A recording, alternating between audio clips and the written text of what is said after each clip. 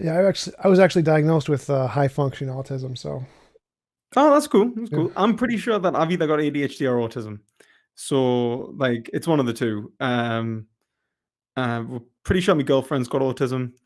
So like this is why I kind of don't like them using autism as an insult as well. Like 'cause it just seems to get thrown around as if it's like some sort of bad thing. And it's like it's just really like a was it like a neurological variation? Do you know what I mean? Like it's I don't yeah, know. it's just a label to be associated with something negative, a derogative term, regardless of Yeah, whether it actually means anything or not. that's the thing. Like I think some people just use it. I think some people don't even use it in the same even reference in the condition even sometimes. So like it's quite a few words like that. Like and I did actually write a paper defending various uses of words and saying that you could, but like I think it's the fact that like they normally reference autistic behaviors and then usually have an attack. But Well, I think I yeah, don't. the same thing on like retarded. Like that usually has nothing Yeah, to do with the actual condition. It's just a pejorative. Same with gay. Gay doesn't usually have yeah, anything to do with the exactly. actual position. So Yeah, most words are well, I like think that, the fuck, same thing. yeah, exactly, exactly. I wrote. I think I wrote a Gitschian Wittgensteinian sort of defense of that, like where the definition, the contextual, the definition of the word is contextual upon the language community, which develops the concept. Yeah, I think Yeah, actually most insults are like that. I don't think any insults are actually I meant literally. words are like that. That's how it works, like really. But I think that the issue is that they kind of do. It's when people reference the actual condition and then say it's negative. That's when it becomes like actual hate speech, I suppose. Um, Yeah, that not that makes a I lot think. more sense, especially than the feminist position of just using the word in a pejorative is somehow hate. Like, no, that's Oh no, I hate. ridiculous. No, I haven't managed to get a feminist to debate as yet. Actually, I keep trying, but like I reached out to Christy Winters. Yeah. I reached out to her. She said she would, but that she wasn't really keen on it because she was because she's a social scientist and I'm a philosopher. And she was like, "Well, I'm not really a philosopher, so you might want to find a philosopher." And I was like, "Well, where am I going to find a feminist philosopher?" So I did. I found a PhD feminist philosopher, PhD student, and she wouldn't debate us either. Like none of them really are willing to defend that position to critique. I've found. They kind of just want to tell you to educate yourself, and the reason you disagree is because you're not educated. And it's like, well, actually, I'm pretty educated. I mean, if I'm not educated, I mean, I'm doing a PhD. If I'm not educated enough to understand this, how much education do you need, man? But yeah, like, it's funny. Yeah, definitely. So yeah, we're live. Sound looks good. I think sound good. Sound good. Question mark. Sound is not God. Good. Question mark. All right. We got a few people in chat. 20 something. Cool. So you're a vegan. I'm not a vegan, but I think veganism is moral, and we both hate Ask Yourself, so we have stuff in common. Wouldn't I wouldn't go so far to say hate. I'd say that we've had issues in the past. I think that he probably hates me. Uh, um, but yeah, like I'm trying to like not stir anything with him at the minute, really, just because I think that like there's not really that much negativity between with at this point. But you know, you never know. I mean, I still don't use name the trait, although in my last debate, the guy basically asked us to use it against him. But I just used that. It was basically marginal cases because really that's what name the trait is in a normal debate because nobody ever uses the formal version. But yeah, like that's essentially all that I've had. Like I'm trying to like not attack him anymore, like in terms of his arguments, and I'm trying to like kind of stay back because he doesn't respond well. What do you think is wrong with name the trait? Like, because from my perspective, I haven't studied much into it at all. I've just heard it like twice, and it sounds reasonable to me. It's like, Oh, well, I did like I've actually got like basically a series on Name the Train, and I did that with like Shadow Starshine. I mentioned him to you before. He's like a non-vegan debater, and it was funny because it was like a vegan and a non-vegan kind of teaming up in this point just to kind of basically say that this argument doesn't work. I think Name the Trait is just a reconfiguration of marginal cases, and I think Ask Yourself kind of admits that. He says it's the same sort of family as he calls it. what do you mean by a Um, reconfiguration of marginal cases? I think that it does exactly the same thing. I think that the only thing that the only thing that it attempts to do that's different is tries to apply it. He tries to apply it to any metaethical position, um, and he doesn't use, like, for example, in marginal cases, they use the concept of morally relevant. And moral relevancy is something that I think is dependent upon marginal cases is dependent upon. So if someone comes up and says, "I'm an egoist," the only thing of value is my own, my own interests and its expression. I don't think that any marginal cases is going to come to the conclusion. Like, you could go like, right, well, why do you care about like all these different groups? And it's just going to go extrinsic moral value, extrinsic moral value, extrinsic moral value, because everything's based upon myself, on egoism, and that's how everyone functions, right? And you probably go social contract theory kind of sort of scenario, in which case you can't really run marginal cases on that person. You're going to have to go into meta ethics and challenge the egoism. So your objection is that name the trait is essentially just picking the most strange cases you can think of and seeing that the fact that they can't account for that is trying to defeat their whole position, when really their position might be able to account for most things, even if it can't those really strange marginal cases?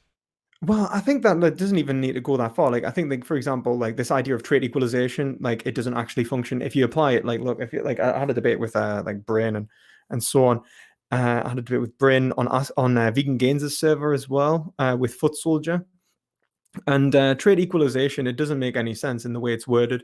I haven't seen the new, if he's reworded it again, because he changes name of the trait every so often. So he might have reworded it again, and he might have fixed the problem. So I'm not sure. But when I was critiquing it, the issue with name the trait was this primarily was trait equalization. It was essentially the idea that you can turn ontological object A into ontological object B, and they also must remain as two separate objects. So if you were to turn object A into object B, it would have never been object A in the first place. It Right, would have always Leibniz's been law of object B. identity. Yeah, Leibniz's law, exactly. And that's basically that's what I used against it. He didn't agree. Uh, and also they try to say, oh, but it operates in a separate, they try to use modal logic to defend it. But then I just said, like, that's not how the necessitation law works. You can't just throw out normal logic because it's modal. Like, that's not how that works.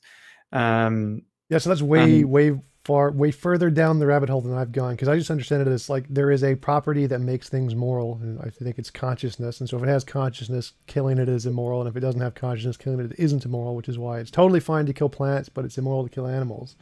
But it seems like in that kind of an argument, the name the trait actually works, because it is a particular trait that this class of things has that this class of things doesn't have. oh yeah, marginal cases and stuff like that. Like, those kinds of arguments, they're useful. Like, I said that like before. Like, I'm not saying that like these arguments are useless, but like, if they're not useful against everyone, and in all circumstances, which they kind of use it as like this kind of multi-tool.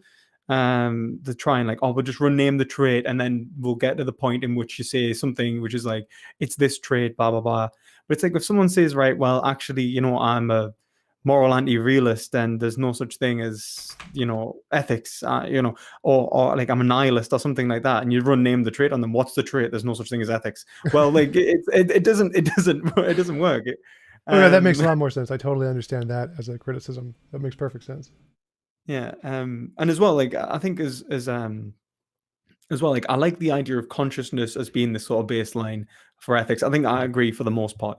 So, like, moving on to like our kind of contention, I think from what I was watching, like, obviously I was watching you debate Dr. Alex Malpass. I think it's Malpass, isn't it? Yep. Yeah. And interesting. Like, I was interested, and I think, to be honest, we agree on almost everything. We talk about imposition of will a lot, and the best of all possible worlds.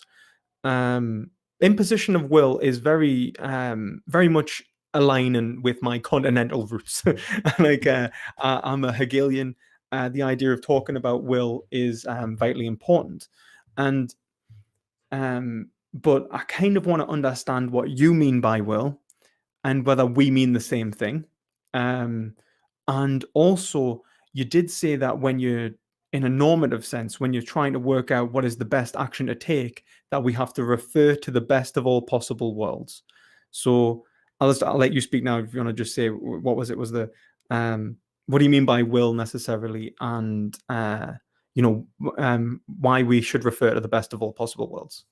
Well, by will, I mean something sort of like desires, but more generally, like if I want something or decide I want to take a specific path, even if I don't necessarily want it, that choice that I make is my will, essentially. I like this piece of ice cream, or I like to go play that hard video game or whatever. Those are my wills, or what I will to do. So it's just the consciousness plus some kind of choice. Right. Okay. So is that just purely volition then? Yeah, essentially. Okay. We'll get onto that in a second. And then the next thing, oh, actually, let's just run with that first because it's the meta ethics. We'll get to the normative aspect in a minute. So this idea of volition being the grounding of ethics, why would you say that someone's ability to choose would be the grounding of ethics? So, for example, if someone wanted to kill themselves, would you say that in the best of all possible worlds, we should allow them Yes. to? Really? Okay. Yeah, I disagree. Um, um, and I use the concept of will as well. So I would say that someone can be mistaken in their preferences in respect to their interests. And I would say that, when you talk about desires, I think that when you look at desire, it's not a single desire that characterizes the human condition. And it's not a single person's desire for that from that point that also characterizes the concept of will, not just an individual's will, but the concept of will itself, which is a Hegelian concept. You've got like the absolute spirit or universal will, as it is.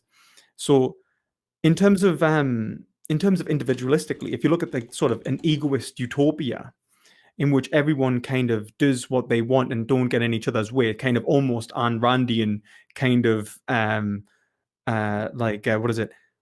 What the desires of rational men do not contradict one another kind of conclusion, right? I still think that you're not going to be in the best of all possible worlds. One of the reason I would argue that is essentially because you can be mistaken about what is in your own interests. So a heroin addict, for example, who takes heroin might want to take heroin, but will be mistaken on their reasons and justifications for taking it. They may think that this will bring them happiness, whilst this will bring them suffering. And if you can show that, then can you say that they are doing what they are doing their will? And the best person who argues that for this, I think one of the easiest people to kind of grasp is Socrates in Gorgias, and he says, "Is the fool free when he does what he wants, or is the tyrant free when he does what he wants?" And the point is that freedom isn't necessarily at the expression of one's preferences to be purely unrestricted. Freedom is the expression of rational self-determination. And I think that's where me and you would disagree there. I would say that what you are, when I was to say, if it is truly your will, then you should be able to give me true justified reasons for your action. And that was what makes it your will. That you are in possession of it, that you hover over your own existence in a way that you are able to analyze your own existence in a form of self-consciousness and know yourself for what you are in a way that would actually bring you happiness. In which case we would move from preferences to interests. You could say, I am wrong. I was wrong for wanting to do that. It wouldn't bring me happiness. And I could see the reasons for that. Would you agree or disagree with that? Yeah, I would disagree. I don't think it's not about happiness. I don't care if you choose happiness. You can choose to kill yourself. You can choose to do lots of heroin. You can choose to cut your arm off, choose whatever you want. I think the choice is individually yours for whatever reason you want, whether it's good or bad, rational or irrational. Don't care. You get to decide whatever reasons that are your preferences, and you can decide whatever way you want to go with that. That I think is far more moral. I think that, for example, if there's some person who wants to take heroin or whatever, and you force them not to take heroin, that would be immoral. You would be restricting their will. That would be an involuntary imposition on will, regardless of what they think about it. So I don't think that the rational decisions in any way make a difference, or whether or not it's going to make them happy makes a difference, or whether or not it's in their interest makes a difference. I think it's all about just the volition, their choice. They get to decide what they want to have occur to them, and nothing else matters. What makes a choice your own then? Well, it's just because I'm a determinist, so I think it's purely neurological. I think that your the way your brain processes information to have a preference one way or the other is what makes it yours, because it's determined by your brain, essentially, your Okay. nature, something like that. In which case, can you ever say that you truly I mean, one, I'm not a determinist. I'll get onto that in a minute. But if your choices are chosen, like your desires are given to you by your nature, and the content of your desires are also then given to you by your nature. Um, by that I mean the object from which you desire. Like, like I want this like cup there, like, and I reach out and grab it, and it becomes mine. I have fulfilled my desire, and I feel pleasure. Um, if that's given to you by nature, how can you say that it is yours? And if you on like what makes it, like, I guess I would say that is the action then yours at all? And is it volition? Like, it's not then the restriction of, like, there's no freedom there. Yeah. So there's no way to say that it was yours. It simply occurs and you're an observer. Right. So it's only yours in the compatibilist sense. So compatibilism is the position that free will and determinism are not at odds. You can have free will even though you're determined. So even though your neurological state is purely determined by pre-existing physical forces, the flexibility of your neurology to do things in the world is what we're going to call that freedom. We're going to call that free will in a sense. And then that is essentially what you have. And so even though your actions are completely determined by pre-existing physical forces, you still have something we call free will, even if it's not. And that is sufficient for what I mean by volition. I don't actually care if it's fully free. I don't need libertarian free will. Seems like it's the illusion of free will then, no? But it's just a different definition. It's not like saying there is a freeness there. It's all just definitional of saying that freedom is the thing we feel, even if it's not actually free. We're going to call that thing we feel free. And so, Right. so Right. for me, And then it's why does that totally have moral purport then? well, because to me, that's what it matters in morality. So I like certain ideas. I would like to play video games and not grow old and have six-pack abs and whatever. And if I could like snap my fingers and get those things, that would be the moral thing, and preventing me from getting those things is the immoral thing. The pivoting point. Why do you want those things? Well, that doesn't matter. Like, it doesn't make a difference. Does it Why? not? Does it not? So, well, it does, because if you find that, like, for example, you wanted those things because you were, let's say let's say like you took a drug and it made you have an intense craving for apple juice, right? And you go and you finally find, like, actually, let's just make it like culturally relevant. What was it? You're Harold and Kumar. You're searching for White Castle. You need those White Castle burgers, right?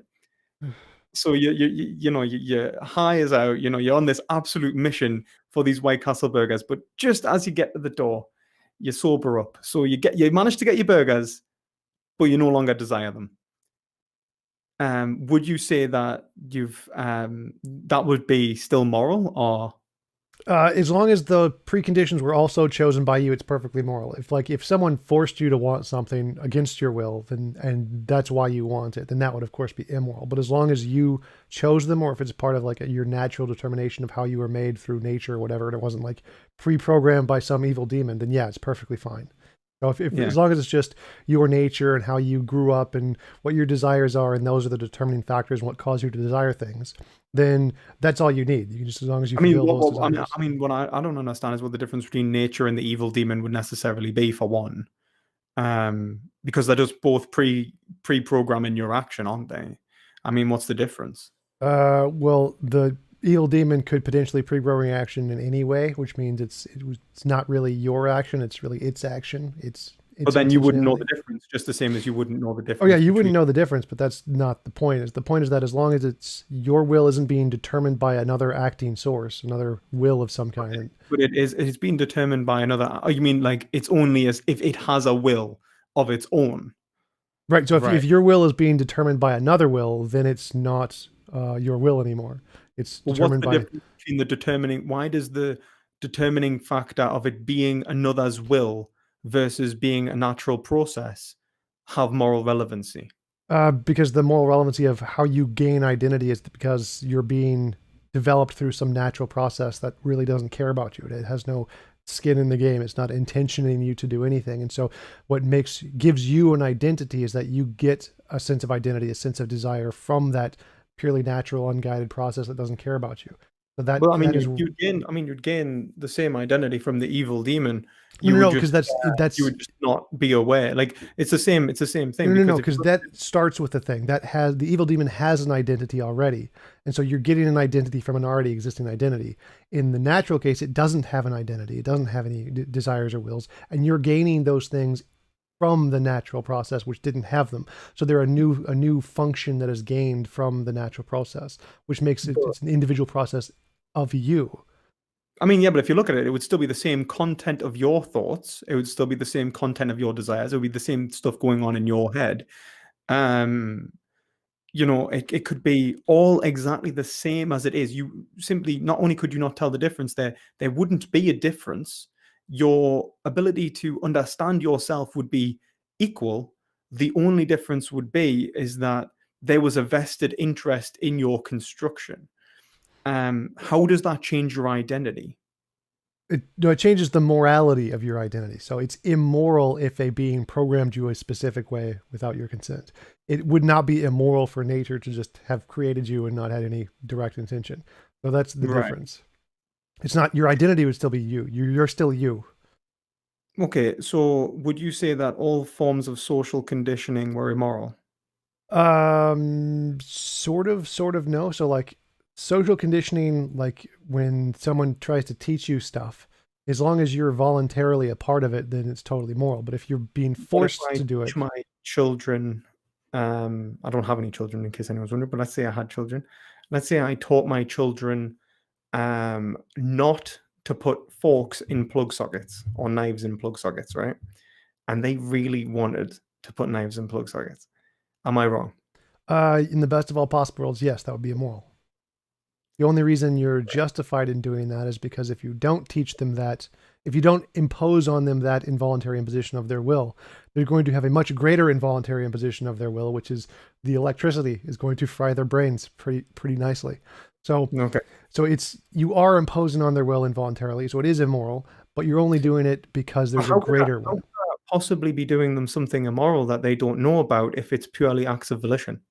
How could it What be that I am imposing upon them? How could they, if they do not know that they do not want to be electrocuted, they might not understand the concept of electricity, for example. How is it that I can act on behalf of their will if they are ignorant to their own desire not to be electrocuted? I'm not sure what you mean. So both it's still immoral. They don't know that they don't want to be electrocuted, But I but mean, how is it less immoral? Like how is, like, for example, how am I acting morally? Like, so if I'm understanding, you're trying to say that by saving them, I'm doing something less bad. yes. Right. And I'm doing something less bad because they have a desire not to die. Well, they have a desire not to feel pain, yeah. Yeah, or pain. Yeah, either way. Um, and that desire they may be unaware of, is what I'm saying. For example, they may be unaware that electricity would harm them. They may be unaware that electricity, that they do not want to feel, that they do not want to die. They may not be aware that they of any of the consequences that could be negative overall in this scenario. And so, how can I say that I'm acting on behalf of their will if they are ignorant to their own desire in this scenario? Well, their desire is just to stick the fork in the socket. Their desire isn't to stick the fork in the socket and get shocked or and have any consequences. So the consequences are actually contrary to their will, even if they don't know what they are. But how can I say that if their will is purely volition? What do you mean? I don't understand. So if their will is to purely make a single, so if it's just the choices that we make, how can I say that if they've never thought about it, how could I say that their will would be to not be electrocuted? Well, their will is because they can only imagine what they've already imagined. So if there's something else there that they haven't imagined or have no idea what it's going to be, that can't be a part of their will. So right now, their will is just to stick the fork in the socket. Now, if they Right. actually willed to stick the So, fork in the socket and get electrocuted, then it'd be moral to let them do that. but like let's say like it's just to stick the fork in the socket, and I stop them.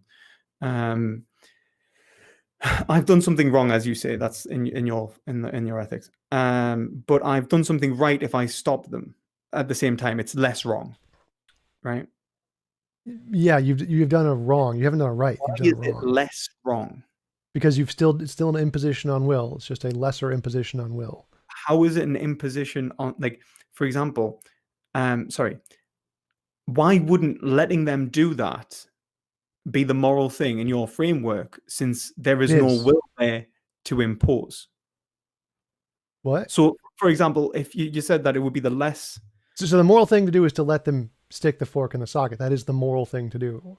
It is yeah, but immoral to stop them. It's just less immoral than letting them die, than right. them Why die. is But why is letting them die immoral if the consequences, if you're indifferent to the consequences?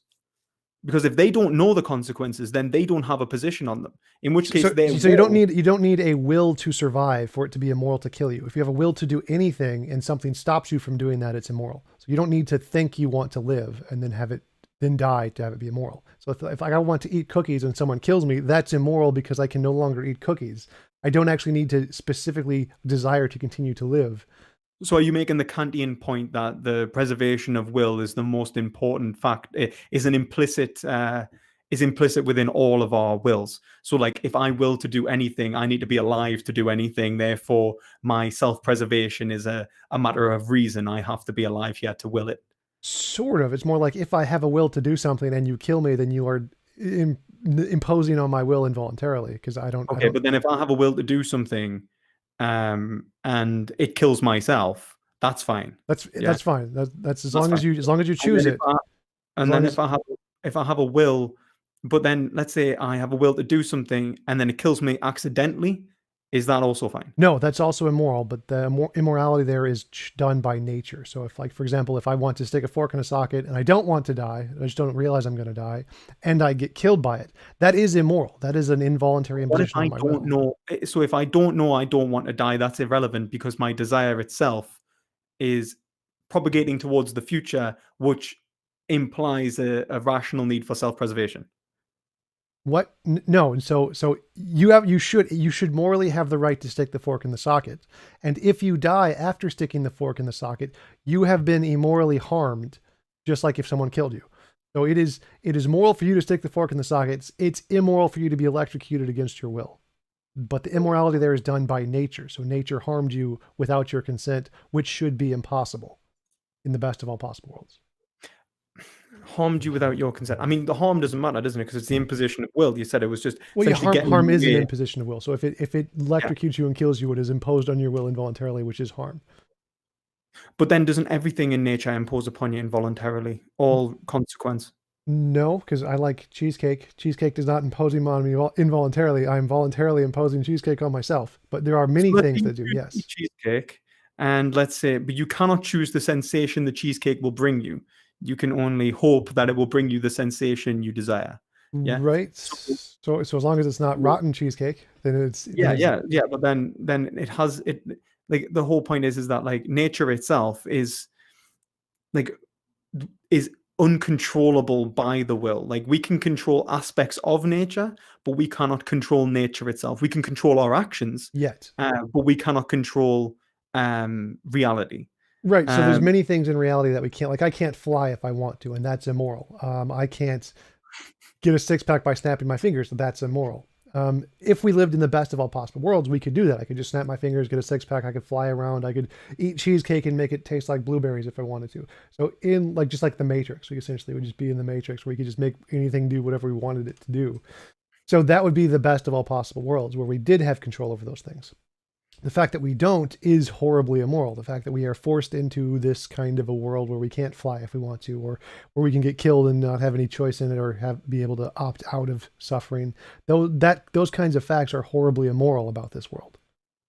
I mean, I will say, like, I mean, you're a determinist, so when you talk about immoral, like outside of human action, I don't agree. I don't think morality applies to, for example, I don't think like a volcano exploding is necessarily immoral. A natural evil, maybe, in terms, and we could probably maybe meet somewhere there, but not immoral.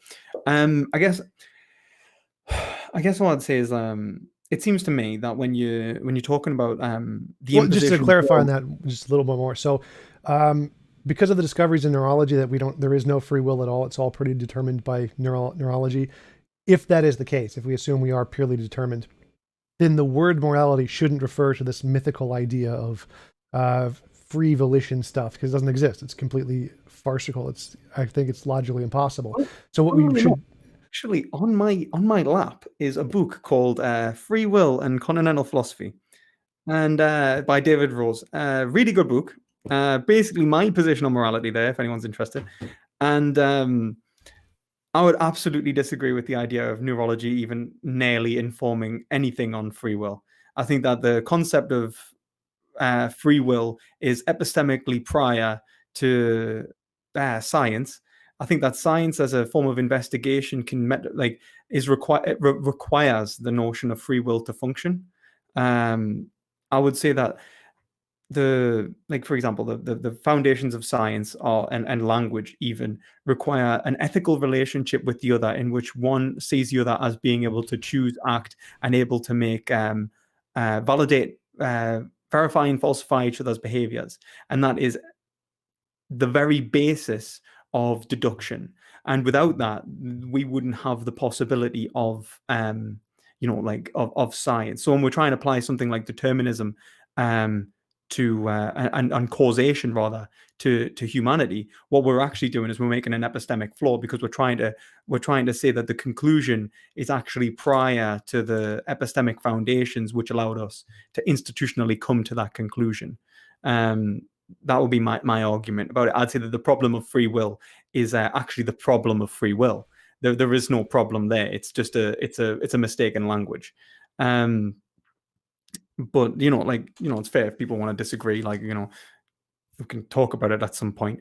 But but just to clarify, so if there is no free will, then what we mean by morality has nothing to do with choice. It's all about different determined processes, and we should use the word morality to refer to something more like imposition on your will, regardless of whether or not it's free. That's why that's why the term morality for me includes natural evils, because that's more what morality is. I understand. Yeah, I get why it does make sense if you take that position. Like what you're doing is you're making a descriptivist case on morality. But I think one, I would say that it's not as if you're doing anything but describing your own emotional states. Then, yeah. Sort of. That wouldn't be emotional states, because you can have different emotional states from the actions. So the actions or the choices could have various emotional effects on you. It wouldn't necessarily be the emotional states. But why do you act? You just do? You do? Neurology determines my actions. So in neurology, what is the action urging process in your brain? Neurotransmitters firing. Okay, and that's but you experience it as... most of it you don't experience. Most of it's post hoc, so you don't actually experience any of it. Emotions are after the fact. I mean, the evidence for that is shoddy at best. Because ironclad vast majority in neurology of experts in neurology, psychology, cognitive science, and philosophy. It's pretty ironclad. But neurologists don't know what they're doing. They don't know how to read the brain, for one, not properly. And then even if we do talk about, let's say, the intentional states beginning before conscious processes, like psychological experiments, they don't take account of urges. They don't take account of psychological variations. They don't take account of the concept of vetoing, and even even if it is a subconscious intentional state that is propagated forward, it then doesn't imply hard determinism anyway. So well, I'm not sure. There's several different things you mentioned there. One, hard determinism as a metaphysical claim about reality isn't what the physicalism about the brain is claiming. So it's not making the larger claim that everything is determined just because the brain is determined. It's just making the claim that our mental actions are determined by physical processes in the brain, regardless of what about ultimate determinism is irrelevant to the position. But there's different kinds of tests we can do for that in the brain. One would be like the future prediction test of, say, pick right or left, and we can just look at your brain and know which one you're going to pick before you do. And that's a pretty good basis based on future testable predictions. But there's a better one, which is we can literally zap your brain and make you do stuff or feel stuff or think stuff just by zapping your brain, and there's nothing you can do about it. That's like, I can make you feel hot by putting you in a hot room. I can make you do something like I know that the test. Well, there's another one. The third one. There's a third one. just wanted to finish my point there. There's a third one which we can damage part of your brain, and then you lose the ability to do that completely. Whatever part of that brain was, like your Phineas Gage case. Yeah, well, I mean that's fair enough, but all it does is actually show, like, if we look at it, like, all it does is show that, like, you can control, like, one, from what I'm aware, like, we've done a lot of this on rats. Like, for example, basically attached a toy car steering wheel to a rat and basically made it run around.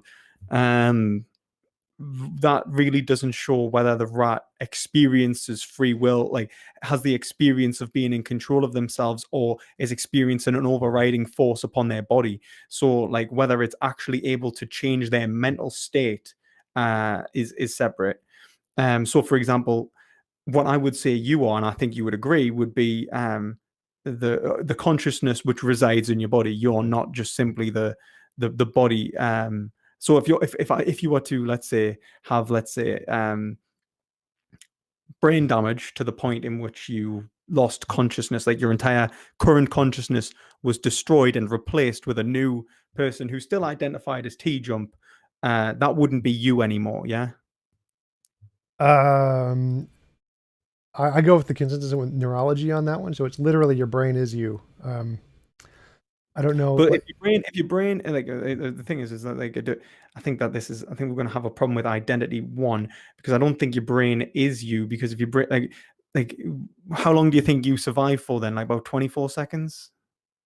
well, so depends on how you define the identity. So if you are just the process that is produced by the brain, and the brain is a bunch of particles, as long as the brain is intact, then you exist because you're just the process produced by the brain. So there's no problem of identity there unless you're trying to define identity as specifically just the conscious state that you have, which deteriorates every tenth of a millisecond. Yeah, there's like, I think Strawson says that, like, maybe it's every 24 seconds we'll have like a quite there's a point in which something changes in terms of the energy in my brain as well. And then, then you've got, like, when you go to sleep and you wake up the next day, is that just like a RAM restart, just bang, you're an entirely different consciousness. Um I suppose I would say that, like, obviously, a form of psychological continuity, it's not necessarily a problem if identity is something that is separate from your perceptual awareness alone. Um, and it's just not the same. The energy moving through your brain doesn't define who you are. What defines who you are is a linguistic concept which travels through you through time and allows you to have, like I was, you know, uh, you know, at little earlier, I am here now and I will be somewhere else in the future. All of which are the same person because they're held constant by self-awareness, which is, the concept of I, which is linguistically embedded and applied to this form, which then goes and acts in the world. In which case, there's no real problem there, like, in terms of, like psychological continuity.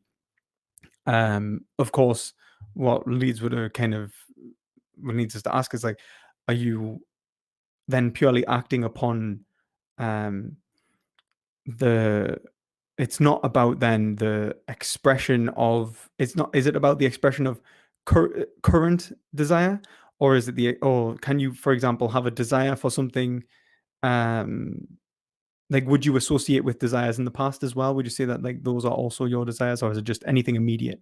It seems that your idea of volition, like your idea of freedom, is pure preference, and I think this is where we kind of disagree. I would say that freedom is self-determination. I think that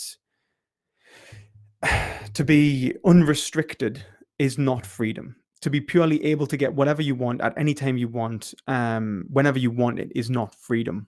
That's to be determined by your, like, nature, by your environment, by the thoughtless processes which govern the desire propagation, or even the lack of self-governing uh, contemplation you have over yourself. You may allow your desires to run free.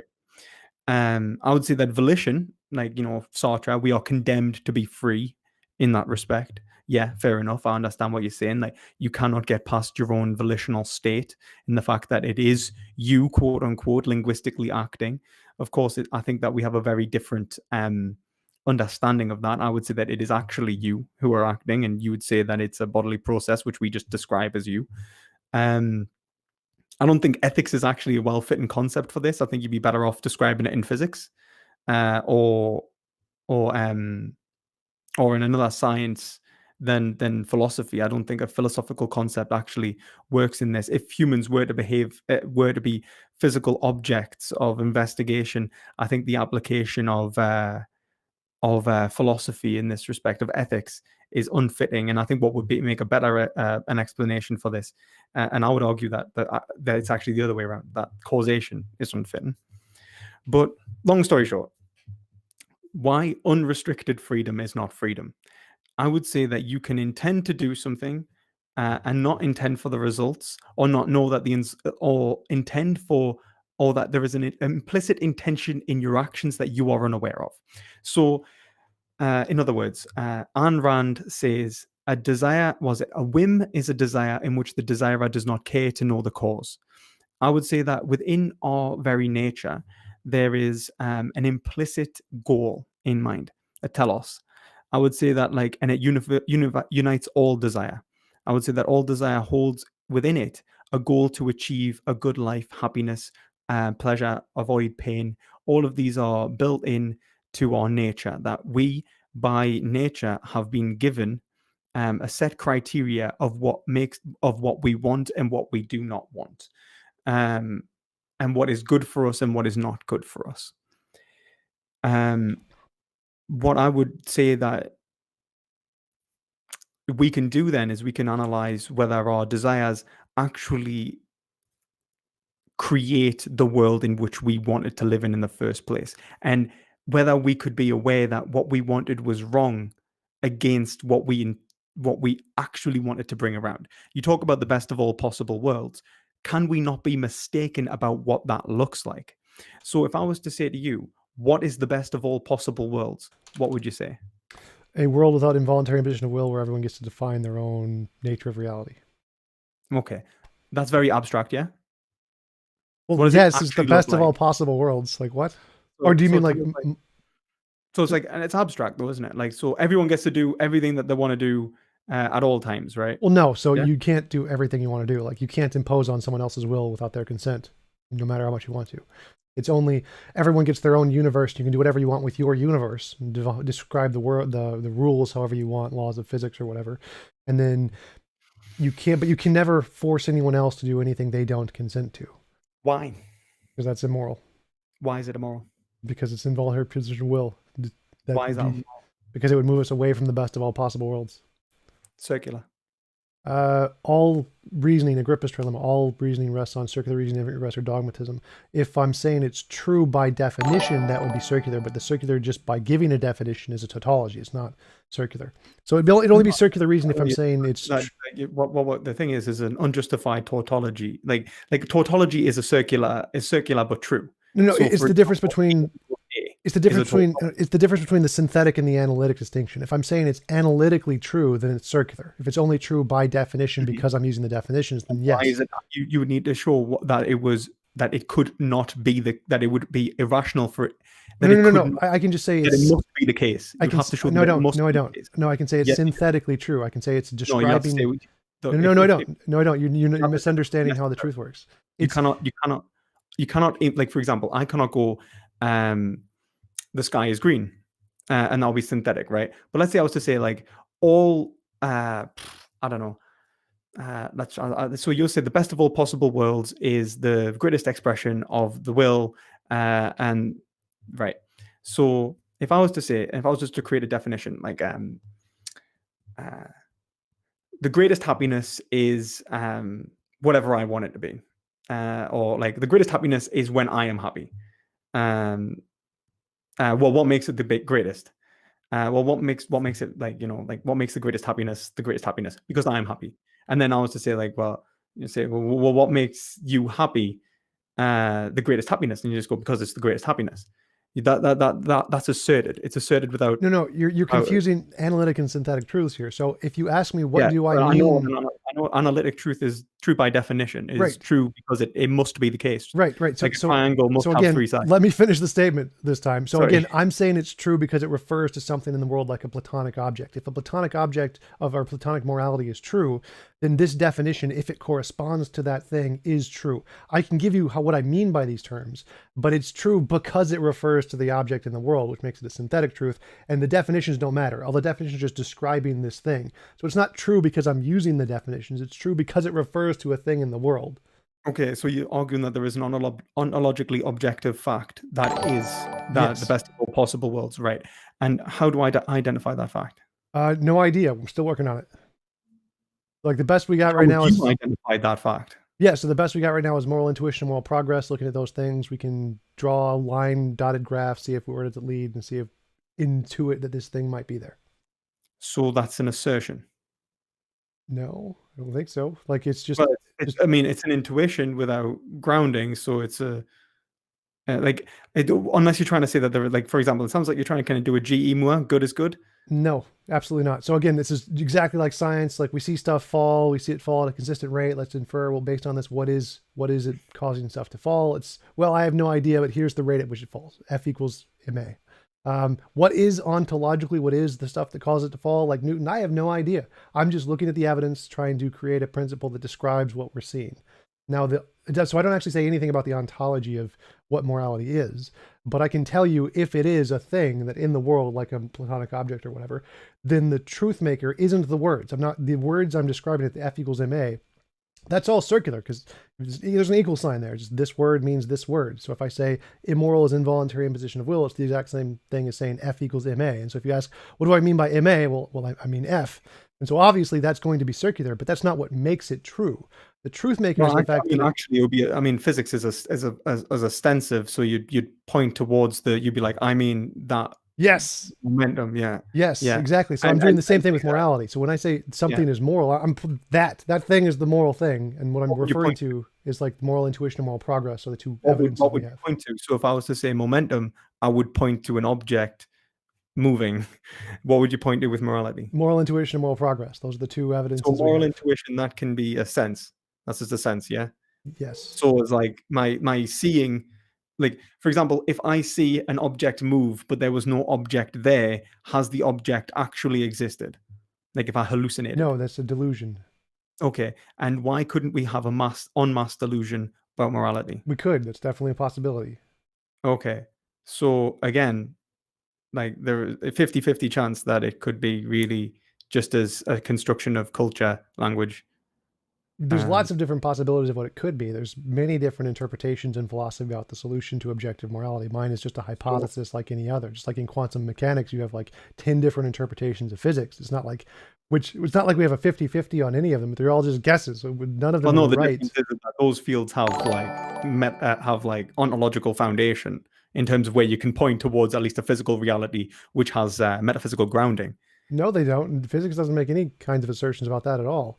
So I mean, for physics to even function, it has to rely upon the concept that a physical exists. No, it doesn't. It's not a part of physics.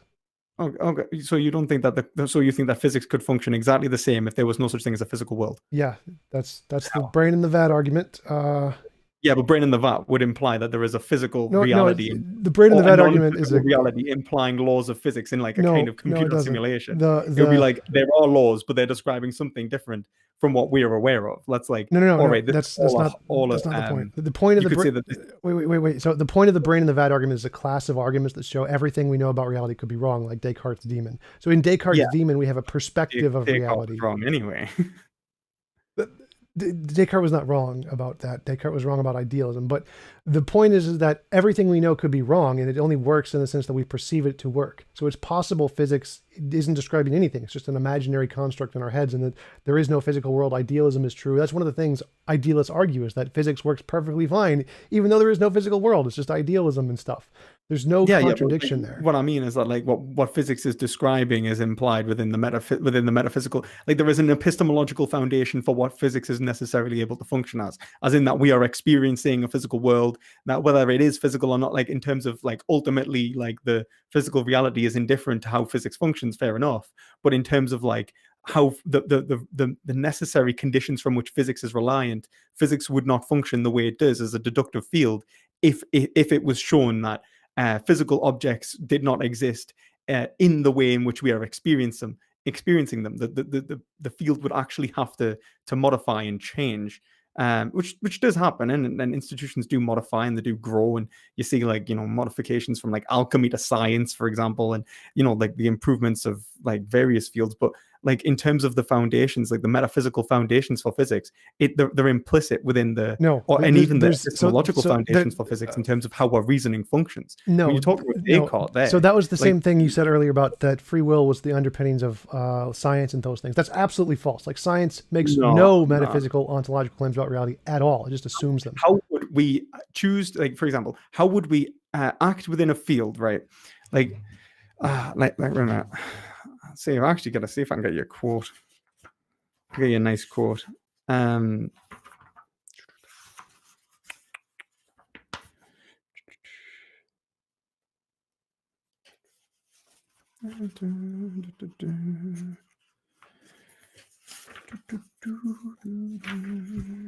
See if I actually took it down. You could just go through it by memory. I'll probably. Yeah, well, it's not that big of a deal. But I think I was going to quote Heidegger. But the point of I guess what I was trying to get is like what is called the fittingness of the concept. I think Heidegger calls it, and it's essentially like the epistemological like science cannot assert its own foundation, right? Like science doesn't care about the foundation. That's the point. The metaphysics is irrelevant to science. No, because yeah. No. Yeah. Like, look at it like this, right? Like, right. Can science assert that deduction is actually the deductive method, the scientific method, is true without having to give an argument of why we should be deductive? Science doesn't use a deduction; it uses induction. Well, it uses both, and it uses deduction in terms of peer review and so on, and it uses induction in terms of like the sun rising, and it kind of bases its conclusions off perceptual reason and then moves on. But it doesn't use induction purely, at least not in my experience of science. Do you mean by peer reviewed? People look at it and see if the conclusion follows from the premises? Is that what you mean by they're using deduction? I would say that the conclusion follows from the premises is deduction, and that the conclusion presupposes is induction. The conclusion being presupposes induction. Conclusion being, well, that wouldn't be induction. That's presupposition. No, induction is the conclusion being attempted to be proven, and then you search for the evidence. Deduction is finding evidence and then attempting to come to a conclusion. Well, that would be post hoc reasoning versus future predictions. So deduction is where the conclusion necessarily follows from the premises, and induction is where it's just probably follows from the premises. So yeah, but like in terms of method, induction would be to stipulate a conclusion and attempt to find evidence, and deduction would be find evidence and then stipulate a conclusion. All science is look at evidence and then stipulate a conclusion. So yeah, I would call that deductive, and Karl Popper would also call that deductive. That's what I'm kind of going off. Okay, so by deductive, I'm just using the strict philosophical sense of the conclusion necessarily follows from the premises. So in science, it's always you look at evidence, then try and make a conclusion, for sure. Yeah, which is what I would say. That's how science, like that. I would say science is trying to do that when it's using the scientific method. It's looking at evidence and then looking at the conclusion. Definitely. In which case, I'd say that deduction only works through the ethical relationship between individuals. Ethical relationship between individuals, like there could be no individuals except me in the universe, and I could still use science. No, your own reasoning would be you'll be unable to verify or falsify your own reasoning. Don't need to. I don't need absolute certainty. You could see like even your ability to conceptualize reality would be impossible. I would say that, like, for example, what holds concept, like for example, so let's do you know anything about Wittgenstein? Some, like his book, the Tractus Philosophica, whatever. The Tractatus, yeah. What about the Philosophical Investigations? Have you ever? Yeah, this is one of his other ones. Yeah, that was the one after, right? So the Tractatus is like science is like for like absolutely like everything is an atomistic fact. the philosophical investigations is essentially like Wittgenstein coming back saying that everything he said in the Tractatus was wrong. Some people seem to think that they're compatible, but really it's a very, very sharp distinction from the Tractatus. Essentially, what he's trying to say is that like concepts function in a way, and this is also Peter Gitsch. There's a great book if anyone's interested in it, called Mental Acts and Their Objects. It's like a really thin book. It's like philosophy of mind. It's interesting stuff. It's not easy, but it's interesting. And he talks about why abstractionism, as in, for example, if I look at a wall and I see that it's white, I gain the concept of whiteness is actually inadequate to explain how language and conceptualization functions, and that it's actually more adequate to say that I actually create the concept of whiteness and apply it to the wall, and the color, and for it to function logically as it does. Now, but wait, let's go back to what you said. Like, I can do science in all conceptualization with no reference to any other human being ever. Like, there was at one point one mind, one consciousness that existed in the universe, and it started this whole process of making associations. You don't need other minds to do that. You don't need other minds to form a language. You don't need other minds to do any of that. Are you arguing for God there? No, I'm just being like a single organism, that the first brain that ever existed in the world. But wait a minute, what? Wait, we'll get onto that in a second. Because you said you needed reference to other people to make sense of like how physical reality or reality as a whole, ontological reality. Right, yeah. And so I'm saying you don't. If there was at one point there was a single brain in the universe and it was doing all of this stuff without any other brains. Like, you don't need reference to any other human being. Like, there are many cases where there is a single human being who lives like in a forest on their own, or who was like abandoned, and their brain is working just fine to make these associations without reference to any other human beings. You don't need that at all to do science. You don't need that at all to do conceptualization. They're not incapable of inducing a concept. I'm just saying they're incapable of understanding their own concept. They're incapable of forming deductive arguments, is what I'm saying. What? Like, that makes no sense. I'll explain in a sec. So, like, the whole point of what I was referring to is a guy called Wittgenstein, and the reason I was referring to him is because he argues that language cannot be private. So, right, the private language argument, but that's wrong. It's not wrong. It is definitely wrong. Do you think it's wrong? Why do you think it's wrong? Because you can make a private language all you want. Like, all you have to do is reference objects. Like, I can say that as blah, blah, blah, blah. And it's yeah, fine. and then what's the private language argument arguing? That the reference to what you're speaking can't have meaning without it being able to be conveyed to other people, something like that.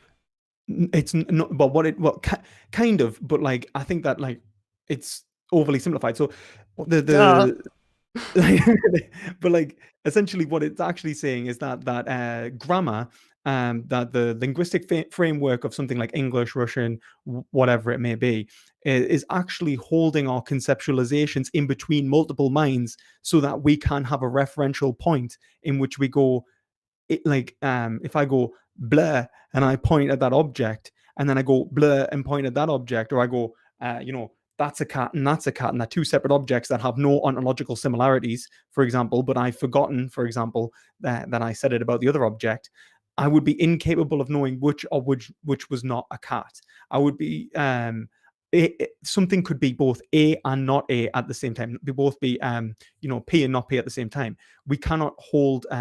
You run into essentially like it becomes incoherent, because there'll be no standard from which to reference our capacities for conceptualization. The whole point of something being for the whole point of the private language argument and saying that it's impossible to have a private language is to say that it simply could not function in the sense of being coherent. You would be incapable of knowing whether your interpretation of the word was the same or different to any other point in time, even in the same sentence, because your interpretation of the word would be the standard from which the word was used. They would be both the same. You could never use a word wrong. But that's the same thing as Gödel's incompleteness theorem of logic, is that any logical system can't be shown to be internally consistent without reference to an external logic. I mean, that's true of all knowledge. You don't need that absolute certainty. What you say with logic, it's like what Wittgenstein, I think, does adequately show. And I think what even Aristotle kind of points out, it's impossible to think illogically. Logic is a function function of our mind. It simply cannot be rejected.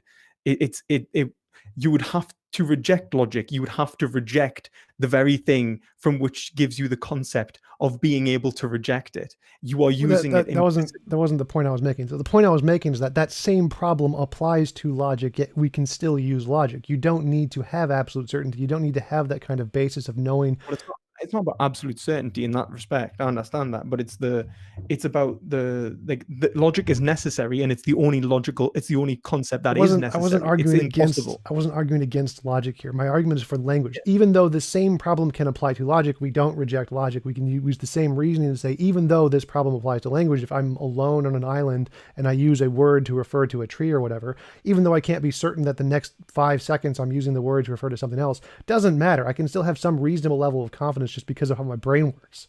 I can still say that the word I used, blah, still refers to the same tree and be reasonably certain that I'm meaning the same thing just based off my personal experience without any reference to any other person. I don't but then let's say like you were to develop a private language, right? And you think about the range of complexity in which you could actually hold these concepts, even just in pure memory. You would overwhelm yourself quite quickly. At least I know I would overwhelm myself quite quickly. What do you mean? And my capacity for remembering its correct application or not would be impossible. So if I say to you something is analytically true, so for example, a bachelor is an unmarried man, how would I know that was the case if I am not able? Like, the point of it being analytically true is not to say that we have assumed that a bachelor is an unmarried man. What we have actually done is we have identified a bachelor as being an unmarried man. We have shown that they are the same thing, applied concepts, and held them in a language game, in which holds the usage the same. Now, if someone comes along and says a bachelor is a married man, would you say they were wrong? No, they can define it any way they want. They're both right. But then there's no such thing as right and wrong because logic doesn't function anymore. No, logic functions just fine. It's just the meaning of the words is different between different people. All deduction then is assumed. There is no rational argumentation that they can go premise A, premise B, premise C, A, B, C, and then actually show that it functions in that way. It would just be an implicit assumption. I'm not understanding your point here. So language is arbitrary. Any word can mean anything you want it to mean. So if I mean by bachelor an unmarried man and that guy means by bachelor a married man, we can both be right because the language is arbitrary. It doesn't make a difference. Okay, right. Okay. Look, right. But for logic, would agree that for logic to function, we'll have to identify metaphysically separate, at least nominally, separate objects. Yeah, like A, B, C. Yeah. And then show logical inferences of, like, for example, they are not the same object. They cannot be anything but themselves. You'd have to show, the law of identity, maybe the law of non-contradiction, depending upon your interpretation of it, and so on. You'd be happy with that, yeah? I think so. I'm not sure. If I was to say that, so if I was to try and make an argument, and I was to say that, at one point, all swans are black, right? And that's a black swan. Therefore, was it all swans are black? I don't know. I really like the color black. Therefore, I really like swans or something. I don't know. Anyway. I should have just went with the Socrates as a man one, but whatever, right? If I was to say that, right, I'm relying upon a level of deduction in which the words actually in each premise correspond to the same object, in which I go that the word swan and the word black and black, no matter who reads this argument, it would flow the same because it shows a logical. You want to use the words to mean the same thing in each sentence. Yeah. And if they don't, then it wouldn't function. It wouldn't be an argument. It would just be PQR. Yeah, exactly. And that means that language has to be held constant, because if it wasn't, then anyone who reads it would interpret it separately without without any, like there would be no way for Right. them to hold it constant. Right. Yeah. So if language continued meaning to continue change in No, well, sufficient. language can change, but the grammar would have to change with it. Like, for example, you could have a language community evolving over time. That's fine. So But it for would just be example, like we could have the word gay. If we said it in the 1920s, we said that man is gay, and conclude he is therefore homosexual. That sentence would not make sense to someone in like the 1850s, because then the word 1850s gay meant happy, not yeah, homosexual. I agree. So No, language, because they're from a different language community. right? So language does change. That's not a problem. The fact that Yeah, language language can changes. change. It can be relative and change within a community, but it cannot be individualistic and change within a person's mind. Because if it was dependent upon their interpretation, they wouldn't be able to show whether their interpretation was actually correct or not. There'd be no way to verify or falsify whether their reasoning was functioning adequately or not. Right. So, like, everyone would be capable of asserting the truth with equal merit upon a claim, regardless of evidence. Right. So I can just, again, so logic is a language that describes reality. Reality exists prior to logic. So when I say that is blah, or whatever, that tree is blah, and I 5 minutes later I come back and say, oh, look, it's blah, I'm assuming that I mean the same thing by the words, but I don't need to know with absolute certainty that I do. I can just assume that they mean the same thing, and I still There's a justify. difference between absolute certainty and even having the possibility of verification or falsification. If it's unfalsifiable that you are using the word adequately, then this is so there would be no way of even asserting that you are using the word right, because you would be referencing only your consciousness in a given moment right now at each point.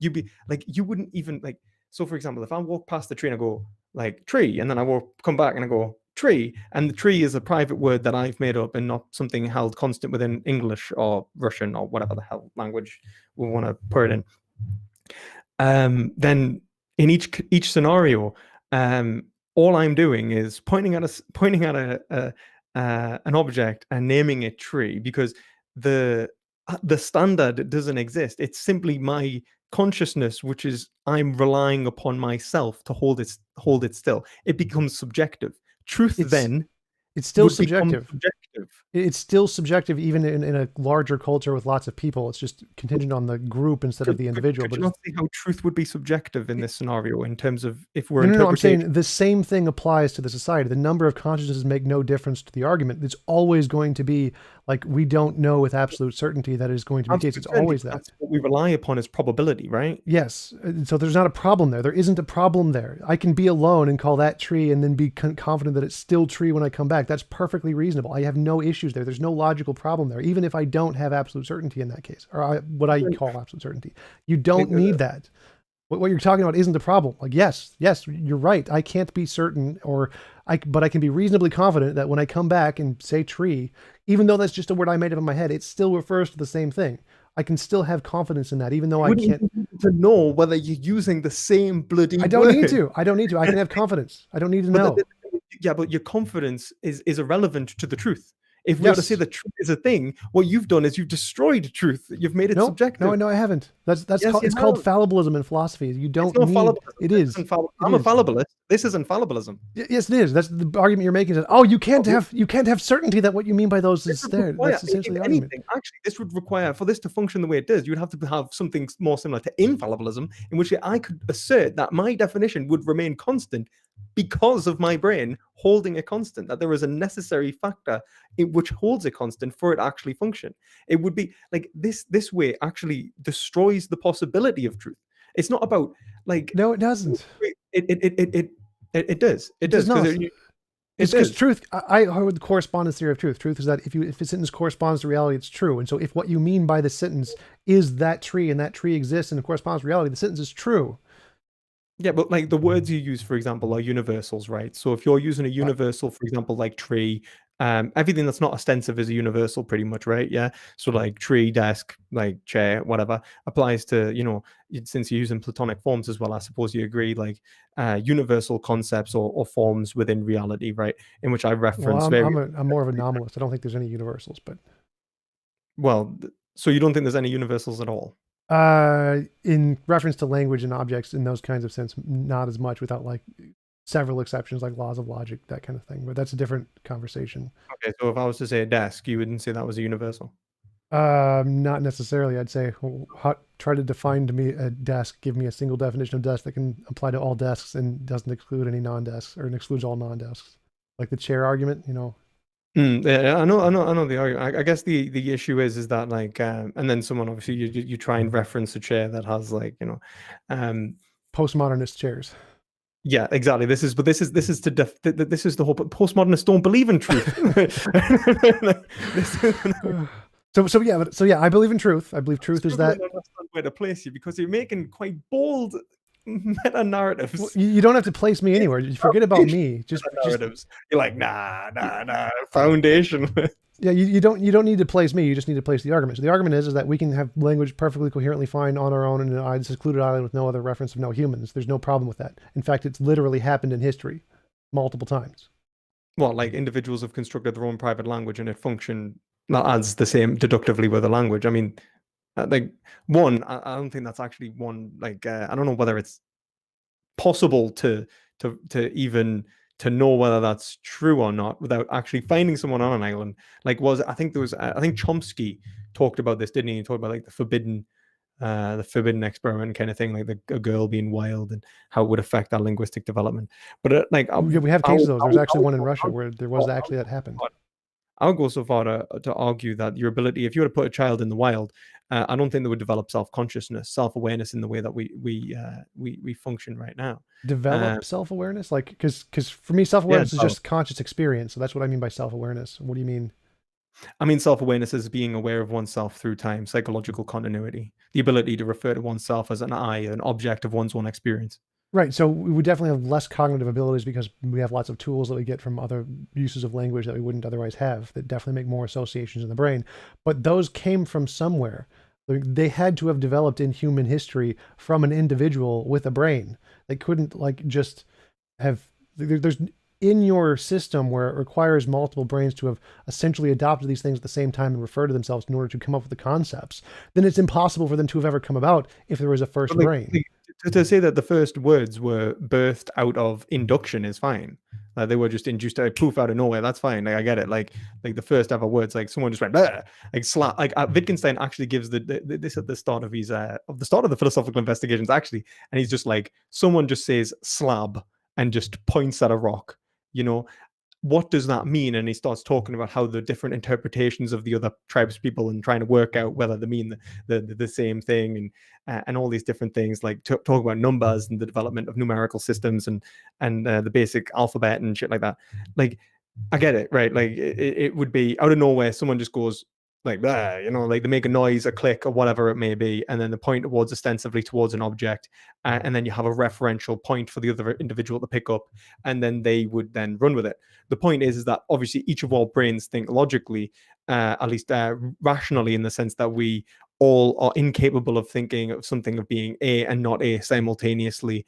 In terms of the laws of logic, actually all function within our minds. I don't think either of us disagree with that, do they? I don't think so. Okay, cool. So go back to your original example. Like if we have someone in the forest and hears a noise like a branch falling or whatever, and that branch has a fruit on it or whatever, and he eats the fruit, and then he associates that sound of the branch falling to the fruit, and then anytime he hears that sound or makes like tries to replicate it, then he now has a private language of that cracking noise or whatever means food. And so anytime you hear that cracking noise, you're going to think of food. And so now he has a private language with no one else. No one else is referenced here. He's just associating the sound to the sensation of food. And that's perfectly fine. I mean, like there's a bell ringing, like if like Pavlov's dogs. I don't think that's a language. I wouldn't say that the dogs have developed a language if they salivate, even if it was a conscious realization that they should run through. That's what language is. That's all how language all formulated in human beings is that they associated. Language is able to, for example, you could not ring a bell and various forms of bells and then it turn into deduction. Like language has to like for deduction and verification and falsification to function, we require other agents who are able to understand these things at the same standard as ourselves, and for us to be able to understand these things in the future to exactly the same standard, so that we can hold a notion of like truth is required to be constant. It's required to be held constant. If it was constantly developing, in the sense constantly what would be the best word, like a self-deforming cast, like something that is constantly in flux, it wouldn't be truth anymore. If it was to be, it can change, it can develop, and it can grow, and we can find that we were wrong and that there are new things that are right, and we can develop. That's fair enough. We can start off with inductive, like, blah, and then like, that's blah, that's not blah, and then we can create inferences from that because of the way our minds work, um in terms of, like, together, and then we can have conceptual growth from that. So if someone, let's say you pointed at a tree and went blah, right, and what you meant was that all trees are blah, and then somebody else pointed at a tree and went blah, they get that, they mean trees are blah. But then later on you point at a bush and you go blah, right, because you don't differentiate the metaphysical differences between a bush and a tree, right, but the other people in the tribe go not blah, right. Conceptual growth occurs within you when you are forced into uh recognizing the metaphysical differentiation between a tree and a bush. Right. But you can do that without other people. You don't need other people for that. You just need to refer to reality. So, for example, if I say tree cracking equals fruit, and then I say, oh, water running equals fruit, and I go to the water, there's no fruit there, then, oh, I now have conceptual growth because I associate this sound to fruit and not this sound to fruit. Not necessarily. I mean, like, for one, like, that's literally how language developed in humanity.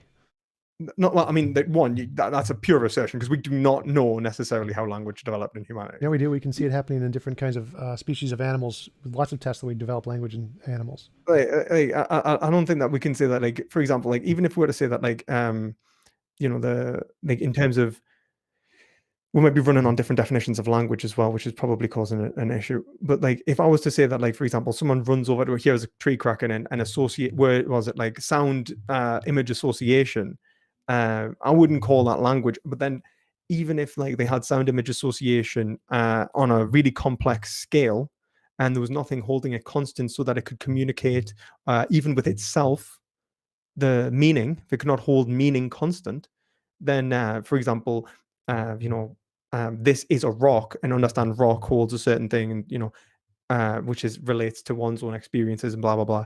Like, if it could not hold that constant, then I wouldn't say it was a language. If it wasn't able to make sure that the meaning was actually being transmitted. Right. I would agree, but I'm saying there is a way for it to maintain the meaning, which is that when it direct relation. Yeah, direct senses experience. Like, I can see the fruit. So, like, Russell. What? So, like, Bertrand Russell. I'm not sure. I don't really care enough about other people's philosophies to try and research into them. So, like, Bertrand Russell has, like, he argues a very similar thing. But then in this case, you also find some problems with this. So, for example, when a blind man uses the word, I see what you did there. Say if he says a phrase like, I see what you did there, and the word see actually relates to the capacity for sight, has the blind man used the word see properly? Has he used it? Only if he used it in coherence with what he means by it, yes. Right. And like, so how would he know that he's used it properly? If what he means by it is what he used it, then yes, then he used it properly. Like, all that matters is his self-referential thing. Let's just get to that. What is truth? Truth is whether a sentence corresponds to reality. Correspondence theory of truth. Okay. True justified belief, would you say, like, as in that'd be knowledge. Knowledge is, yeah, that'd be knowledge. True justified belief. So, but then to say something was true, if it says it corresponds to reality, yeah, how would you show that it corresponds to reality? Would it just be perceptual? That would be how we go about showing it. Like, that's inductively. I think that's, for the most cases, I would agree that truth is primarily perceptual. Okay, and then knowledge would be, you would agree, would be true justified belief, yeah? Yeah. So can he have knowledge of whether he used the word correctly? That's arbitrary. Like, his usage of the word is arbitrary. It's not about reality. So, like, no, if but like if I say, he's saying the word in reality, and he has an intention in reality. No, like, if I say bachelor is an unmarried man, that's not true. It's just, it's analytic. It's true by definition, just because that's happened to be how I used it. There isn't a reference to reality in that case. It's just made up. This is a rock. How would you know that this is a rock? Like, as in, like, would you know that was right? Like, if his sense experience corresponded to the idea in his head that he referred to as rock. Okay, right. And when we say the words, like, a bachelor is an unmarried man, the difference there is essentially the fact that it exists in your mind. Yeah, there is That's no sense experience of a bachelor. right. Okay. Excellent. And but there is a sense experience of a rock. Yes. Right. And so when someone is unmarried, you don't think that's a physical occurrence, like so for example, it's conceptual, it happens in reality, but it's something observable and objective. Would you disagree?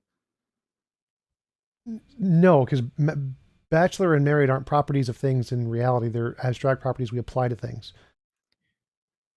So you can't like go to a different universe and then Okay. deconstruct a person's body and find the married or the unmarried or bachelor property in them somewhere. It's not a physical property.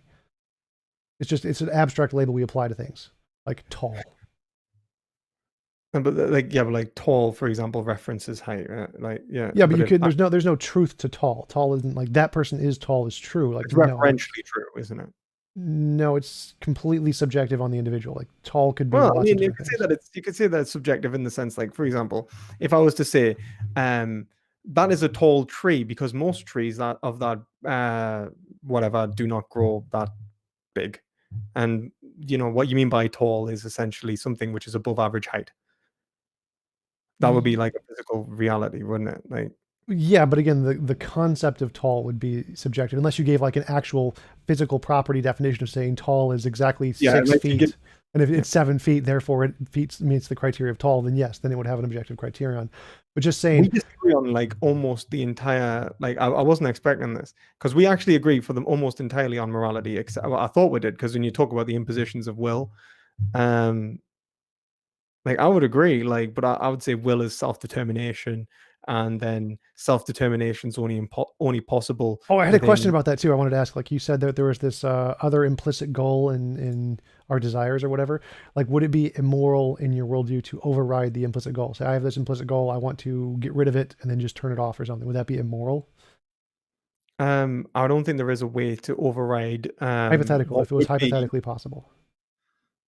Well, I don't think that would be like for example, if we were to say, like, would it be hypothetically possible to override? I don't think it because in my action I could not help but like it would be to say that, like, I would have to desire not to desire, kill myself, for example. Um, would it be wrong, for example, to not desire anymore? The example I was thinking of was like, imagine we lived in my best of all possible worlds and we knew there was this property of this implicit desire thing that existed. I don't know what it is. And I say, I want to turn that off. I snap my fingers and it gets turned off. I don't know what that means, but I think the funny thing is that like this is like your entire, like, we're gonna get on this in a second, because I think you make a very similar error to Kant in a very different way. well, at least I'm in good company. I like Yeah, Kant. that's the thing. At least it's like it's but and utilitarianism does it too. So it's the abstract universal. There's no referential point in which, like, you can say something is foundationally good. Like, you'd have to be able to show that it is good necessarily, and that it is, and like you're kind of axiomatically implying a notion of goodness without Well, again, any. my notion of goodness is purely synthetic. I think goodness is a object in the world, and we're just referring to that object. So I'm But not then you'd using. have to. Yeah, but like when you see, like, we're referring to that object and you're saying, like, we intuitionally know that like there's no, it would be like Yeah, the we only can't prove it exists. evidence is the way morality functions. Yeah, we don't have any proof that it exists. It's purely a hypothetical object, like a physics WIMP, weakly interactive massive particle. We can't demonstrate it exists. It's just a mathematical object right now, or just look at the math and say, there's this thing, it could exist. That's it. But then, like, we're not making assumptions when we say, like ontologically good is the imposition, is to avoid imposition of will. Is that not just That would be just a description of the object. That's it. So how is that a description of, if it's like the Platonic good, for example? It's like, for example, it's perfectly good, like everything about it is good, it is, and it's observably good, and I cannot help but deny it's good. Then how would you respond to something like G.E. Moore's open-ended argument? Like, oh yeah, open Well, question yeah. mark. So if you ask what makes it good, I'm saying it's literally the physical thing. That object is its nature is good. No, but why is it that, like, I could go, that's good, and then someone go, no, that's bad? So you could. Language is arbitrary, but I'm saying that it's a fact of the world. Like if I said the world is round and you said the world is flat, one of us is factually wrong and one of us is factually right. And what makes us factually wrong or right is the reference to reality. So I'm saying that what makes it good is there's some property of reality which We determines the refer to good. the same property in this thing. So we look at murder occurring in the world. Someone's being murdered. It's an imposition of will. You say that imposition of will is wrong. I say it is. Well, I would actually say it was wrong, but let's say someone says it's right. Like, why are you right and they're wrong? It releases an immoral particle, and we can measure the immoral particle. What? So like I'm saying it's a property of the world. There is literally a thing in the world which is moral or immoral, and if you do a moral or immoral action, it releases a moral or immoral particle, so we can know for a fact this is moral or immoral because it releases this particle. And therefore, it doesn't matter what your opinion is. The release of the particle, determined by reality, determines if it's good or bad. Your opinion doesn't matter anymore. Just like if I said the world is round or world is flat. But like as of yet, what you're relying upon is intuition, right? Yeah, right now I can't demonstrate the particle. The particle is purely hypothetical. That's essentially right. And but just assume we could actually demonstrate there is a particle. We're bootstrapping here, right? That ethics exists. What? Like that we're just pulling ourselves up by our bootstraps. We're just hoping it does. It's just an assumption. Oh, it's a hypothetical, so it's not an assumption. It's like saying M theory is true. Like we don't know if M theory is true. String theory. We don't know if the many worlds is true. Like for example, we would say that given the evidence, there is a good amount. There is zero evidence for any of these things. They're purely hypothetical mathematical constructs. There's no evidence. Mathematical like means analytically, like as in like there is like given the amount of like what could possibly be true, this is a variant possibility, right? And no, so it's or even probability. Physics isn't an analytic truth. Physics is all synthetic. So all of the but like I would argue that something that was theoretical using reason, like purely mathematical concepts, would be like be a priori synthetic. No. So it's not. Physics doesn't use pure mathematics. It uses physics. So every mathematical object in physics corresponds to a discovered principal particle law in physics. So every one of the things in physics is synthetic. It is a thing that exists, that is demonstrated to exist. And you're only allowed to combine those in different ways. There's no pure analytic math in physics. Yeah, but then if we extrapolate from those things to... you combine them in different ways to create new hypotheticals.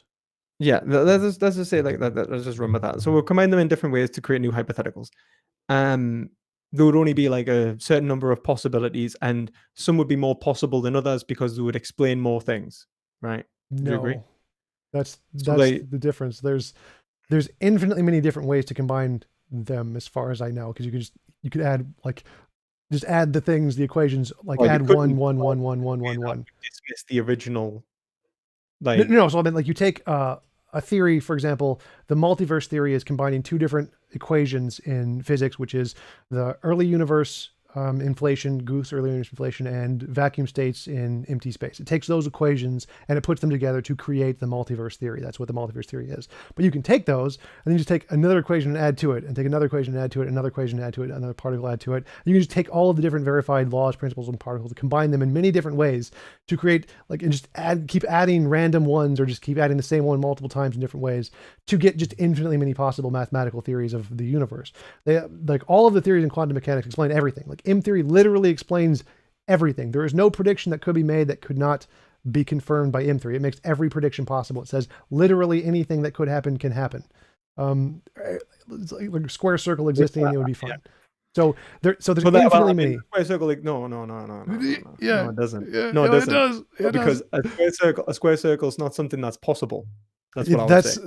That's different topic. Look at paraconsistent logic. It is possible there is a square circle. Possible that there's a universe with 2 + 2 = 5. In which you'd have to assert that logic could that something could not. Paraconsistent logic where there's true logical contradictions. Yeah, I would say that there is no possibility of that. One, it would be impossible for us to know about. So its assertion would be beyond human comprehension. And then I would say that it would that the assertion itself is ungrounded because it seems to reject the necessitation law within modal logic, which implies that it could happen. so that there is a possibility that logic actually functions. Yeah, so So paraconsistent logic is a thing. There are definitely different versions of logic that do adopt that. Dilithial logic is a thing, but that's a different topic. I tend to agree that I don't think that we should, standard logic is good, but that's a different topic. So the point is that there's infinitely many different ways we could construct physical theories. They all make the exact same predictions. There isn't the ways to assess which ones are better right now is, does it make testable predictions, which are confirmed? If so, then it wins automatically. None of them do, so we don't have a preference that way. And so the way we assess them right now is which one's the simplest. That's essentially which one's the most mathematically elegant. And that's not really an accepted metric. So right now there is no consensus on which of these is the best. We're just, here's a bunch of theories, pick whichever one you like. That's the consensus. The same thing. We're empirical verification. Yeah, because we're looking for empirical verification. We don't have it, so they're all just hypotheticals right now. And my model of morality. Oh yeah. What? So if someone like extrapolates, like for example, it's not just like from what I'm aware, like I don't think they just sandwich maths together willy-nilly and just be like, I don't know if it works or not, but whatever. They try and actually work out whether the maths is actually able to function, like in terms of like against the physical universe. Like if for example something that like if they did the maths wrong, they would be able to show that the maths was inadequate. Like as in like you could be wrong in the way in which you do maths, even in physics, right? Like you could create a theory which is mathematically wrong. Yeah. Yes, well, sort of. So what they do is they take the observations we have in quantum mechanics and physics and then create a mathematical system that can describe those. And it doesn't matter what else it can describe. If it can also allow for a square circle, that's fine. As long as it can explain the stuff we see, then it's fine. Okay, I mean, we'll get on. But yeah, it's a different topic. So how it relates to my morality is the same kind of a thing. Is I'm looking at the evidence, moral intuition, moral progress.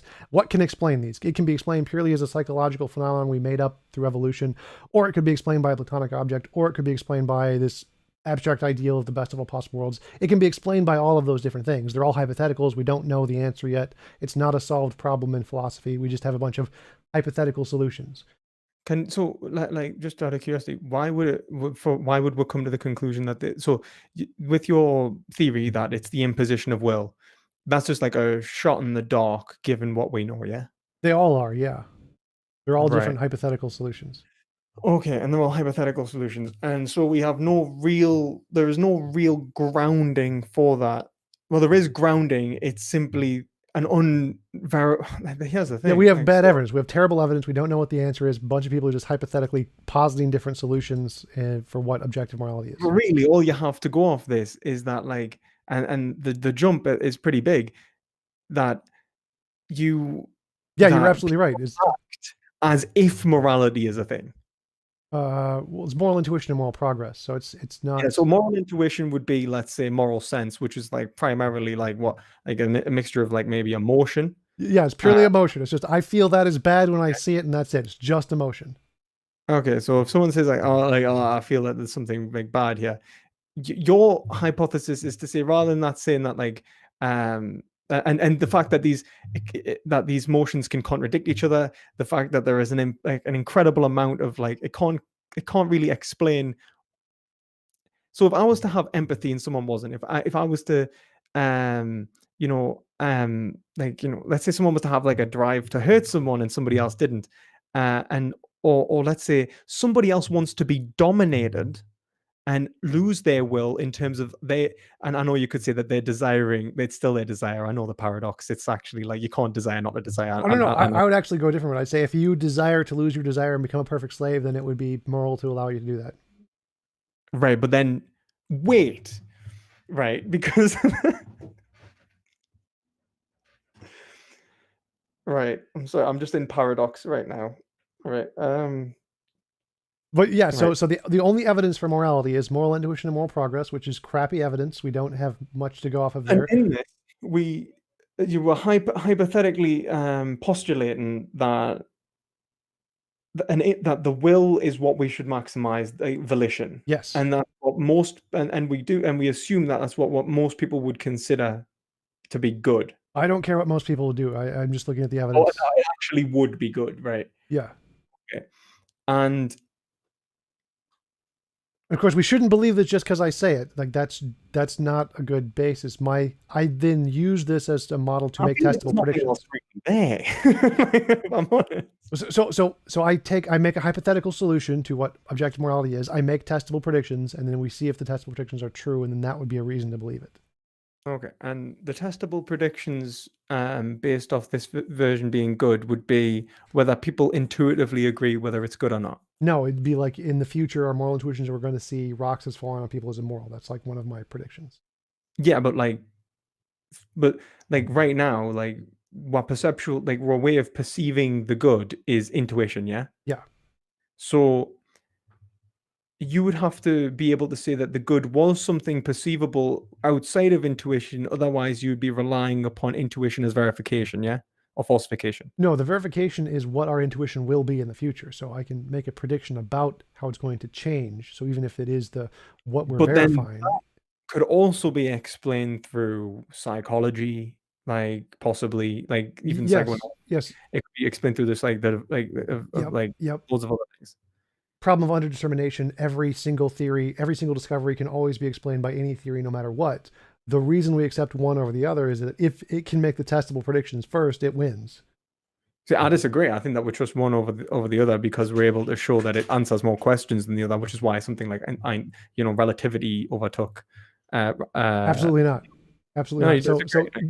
God did it can explain literally everything, but the fact that it can explain everything doesn't mean it's good. It's not No, I about. agree. I agree that, but it came first, right? Like, No, and it's whichever one makes the testable predictions first wins. That's how in science terms of progresses. like, it's the belief of that time, if you mean by win. Wait, Which you mean testable? No, I thought you said testable predictions, right? So then we're not counting God in testable, yeah? no, Or we're God is counting. testable. Like Okay, I believe in God. and God's going to make a gold brick. I pray to okay, God. No gold brick. Damn it. Testable. right, okay, right. So And you'd say that like the fact that God cannot answer those testable predictions is why it's lost. well, no. So it's that God makes no successful testable predictions. If you could make a successful testable prediction and attribute it to God, and it But you can't worked say that consistently, God explains everything. right? God can explain everything. You can post hoc explain everything, but you can't future infer things. That's the Yeah, I would difference. agree. I would agree. Yeah, unless you just say that like the will of God is it's the will of God is to like do whatever. So like, but it'd have to be like predictable, like Newtonian physics predicting the bodily movements of the planets, kind of predictable. I get you. Yeah, you have to predict something we Uh, don't know yet, and if you could do that, that would be evidence of God. right. And so it's predictable because it can be shown to be deductively true, as in like if A then B, like kind of That would just be a like different way to it has to be make the prediction. inferentially like flow, as if to go like because if the universe is like this, then this will happen. If that does happen, then I have I have synthetic evidence to say that that logical inference was in The, fact the right, and the universe logical is the, like the this. Like, logical inference is just a different way to describe the causal relation. That's it. yeah. Okay. Okay. I get you. Right, I agree. Okay. And we would say that, let's say, because I don't think we're actually disagreeing on this. So if we were to say that, you know, Einstein's theory of relativity, I'd say that that is able to make greater predictions, answer more questions, and answer more questions or provide more answers towards these, or like of why, when I say answers more questions, I'd say like, for example, you know, like There's a list of past data, and it can explain more of the past data than the current theory. So there's lots of different things that are on yeah, the table to explain. yeah, it can explain the same and more in terms of predictability. It's capable of predicting the same and more. Was what makes the theory better, yeah. Well, I'd make a distinction between explaining past data and predictability. Those are two different things. So explaining past data is post hoc reasoning. It's I forget what the actual scientific term is. I have it saved somewhere, but it's not the same as predictability. Predictability is the fact that you can use it to answer things we don't know yet, as opposed to just Yeah, explaining things we do know already.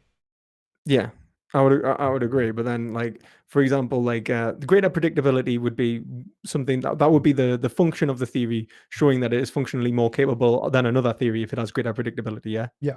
Okay, we'll agree on that, right? And that would be why like relativity overtook Newtonian physics. Right, because it could make predictions about the curvature of the sun that were more accurate than Newtonian mechanics And if got it right. failed to answer the same things Newtonian physics did in the same thing that like in terms of like, let's say the way that the bodily planets moved, it would also, like, for example, if it failed to make those predictions, it would be seen as It would inadequate. only apply to the light bending around the sun or something. So it would say it would only work in these cases to these specific things. It wouldn't apply Yeah. to these other things.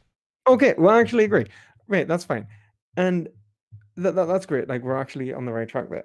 So, and you would say that the reason that, like, I would say that predictability, that ability to that predictability, to say that it is capable of greater overall predictions, it's a better theory, is to say that it is giving us more information which can be shown to be accurate against reality. Like, you would agree? Yeah, I think so. Okay, right, cool. And the way that we show that is more accurate is by reasoning. And No, by reference to the world. It's always the sense reference to the world. The reasoning doesn't mean a damn thing. The reasoning is just a language to express the reference to the world. so if we were all having, like, let's say like, I don't know, let's say like 5 of us were hallucinating and 5 of us weren't, truth then becomes unknowable for you, yeah? Yeah, we couldn't tell the difference. We would just Or what if I was to say that, like, if I was to give someone an argument and go, right, okay, but given the circumstances of your, like, a rational argument, given the circumstances of your perceptual data, and I cause them to doubt their perceptual data, and they were able to work out whether it was possible or not that, like, or probable that there was a dragon in front of them, and they were to say, actually, that, like, this dragon in fact does not exist, even though 5 of us are hallucinating. I think it was those mushrooms we ate before from that random, like, guy or something. I don't think mushrooms actually make you see dragons, but whatever. Let's just imagine they did. Like, they let's just totally say, do. like, I've had those kind of mushrooms. they would be able to reason themselves out of that, let's say, predicament. No, so you couldn't ever use a rational argument to try to disprove a sense experience. Like you need a different sense experience. You need some kind of other sense experience to override the first experience. I'm not saying it disproves the experience. It doesn't disprove them having the experience. It disproves their prediction of their conclusion of reality. Right. No, you can never use an analytic truth to disprove a synthetic experience. You'd have to have just a different synthetic evidence there to disprove it. No. I disagree. I think you can rely upon the experience of the other, and I think that's why peer review functions. Because otherwise, right. So that would be two synthetic experiences, and you're comparing the different synthetic qualities of those. But you could never just use the analytic argument. You are comparing are aspects of common experience. You're looking for the commonalities, and you're saying that this is most probably true because they are common in both experiences. I'm not following what you're saying here. So if we have 2 people, if we have looking at a telescope, right? Yeah. And they see like, like stars in the sky, like, I don't know, like Alpha Centauri, and they're like, oh, that's Alpha Centauri, it's right there, that's great. And then one guy looks in the telescope and goes, nah, it's not there. Right? We should believe like the 99 out of the 100 because it's more probable that they actually did have because they had the common experience. It's more likely that they are correct together. Well, I would say that we should take whichever theory makes testable predictions, which are confirmed. Like, if I predict that, well, if we look at it now, we'll see it. As you say, is the form of is a form of perceptual verification or falsification from the other's experiences. Right. So again, it's about future things. So it's not past things. Like we can past explain both experiences in lots of different ways, but we're going to accept whichever one makes the future predictions correctly. So if the future predictions, we say, if we all look and see it, or if one hypothesis says we will look and see it in the future, and one hypothesis says we will look and not see it in the future, and we look and we don't see it, then that theory is the one that's right. It doesn't matter how many people accept it. If only one person says... But then, like, so would it be equally true? So, for example, the person who looks and doesn't see it, is it not true for them? I don't know what you mean. So if they don't see it, if they simply like they look for the prediction, right? Like they perceptually, for example, are unaware or incapable of seeing it for whatever reason. Are they wrong for rejecting the theory, or are they right for? They're right for rejecting the theory. If they can't reproduce it and they're trying to do the experiments and they can't get the results that are said to be there. What if like almost everyone else was able to reproduce it? No, they wouldn't be reasonable to accept it just because everyone else does. It would still be reasonable to say I can't get the results. So you would say that it would be so why should I trust for example, the predictions of anyone else? In terms of, for example, physics, why should I trust any of physics? Because I don't really participate that much in the field. Like I'm just an Because you don't observer. really participate that much in the field and you can't reproduce the experiments, or they can. Like Right, if you yeah, but could, they if you could, reproduce them in front of me, so my perceptual data is not being explained. no, if you could reproduce the experiments and don't get the results, then it would be unreasonable for you to accept the hypothesis. But if you can't, or you don't have the capability and you realize their capability is better, then it's reasonable to just accept what they're doing. Reasonable. So what we're doing is based on reasonable. Like what's reasonable or not. Yeah, reasonability, what you believe is based on reasonability. That's true. So if I was to say that like it's reasonable to say that I'm just doing the experiment wrong, or it's reasonable to say that I'm doing it, or I'm incapable of seeing it, or it's reasonable to say that I may be making a mistake Yeah, that other people are not making. definitely. I should accept their perceptual data and not mine. Definitely. Okay.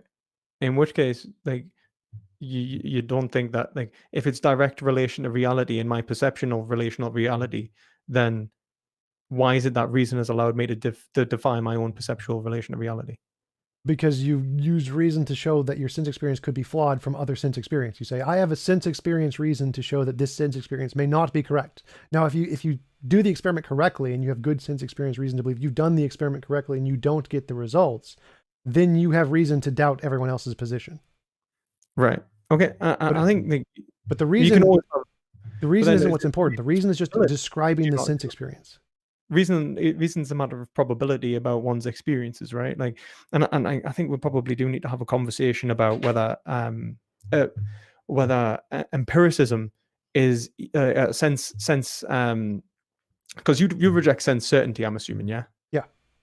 Okay. Yeah. So like you're a fallibilist, you reject sense certainty. And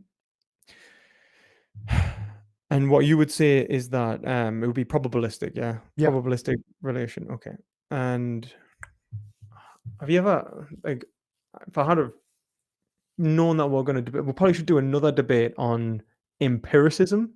Well, If you'd like, I'm not saying empiricism is the only way to gain knowledge. It's only the way to gain knowledge about reality, independent of definitional truths, synthetic truths, analytic truths. well, I mean, like the thing is with analytic truth, you kind of said that language is essentially subjective anyway, and just it and so like even the analytic truths like a car is a car does not necessarily function if my understanding of if my interpretation is not being held constant. If I'm saying a car is a car and my interpretation of the car is moving at each point, that's kind of it's actually the Geach if it's kind of like the Frege Geach embedding problem.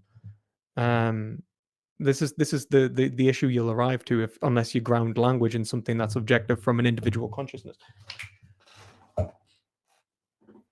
Right. So I'm not claiming to be an empiricist where the only way to gain knowledge is sense experience, but I'm saying the only way to gain knowledge about the external reality is sense experience, where you can still gain knowledge in other ways if you just define knowledge or truth independently of the external world. For like definitional truths are totally fine. You can say a bachelor's an unmarried man, and that's true in the sense of the analytic truths. I'm fine with that. And that's perfect. And reason and logic you can say are analytically true in the same sense.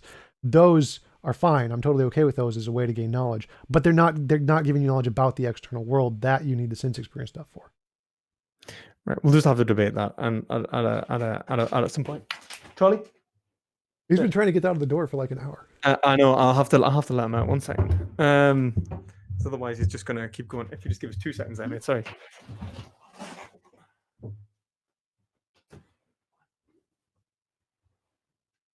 I think someone's making food.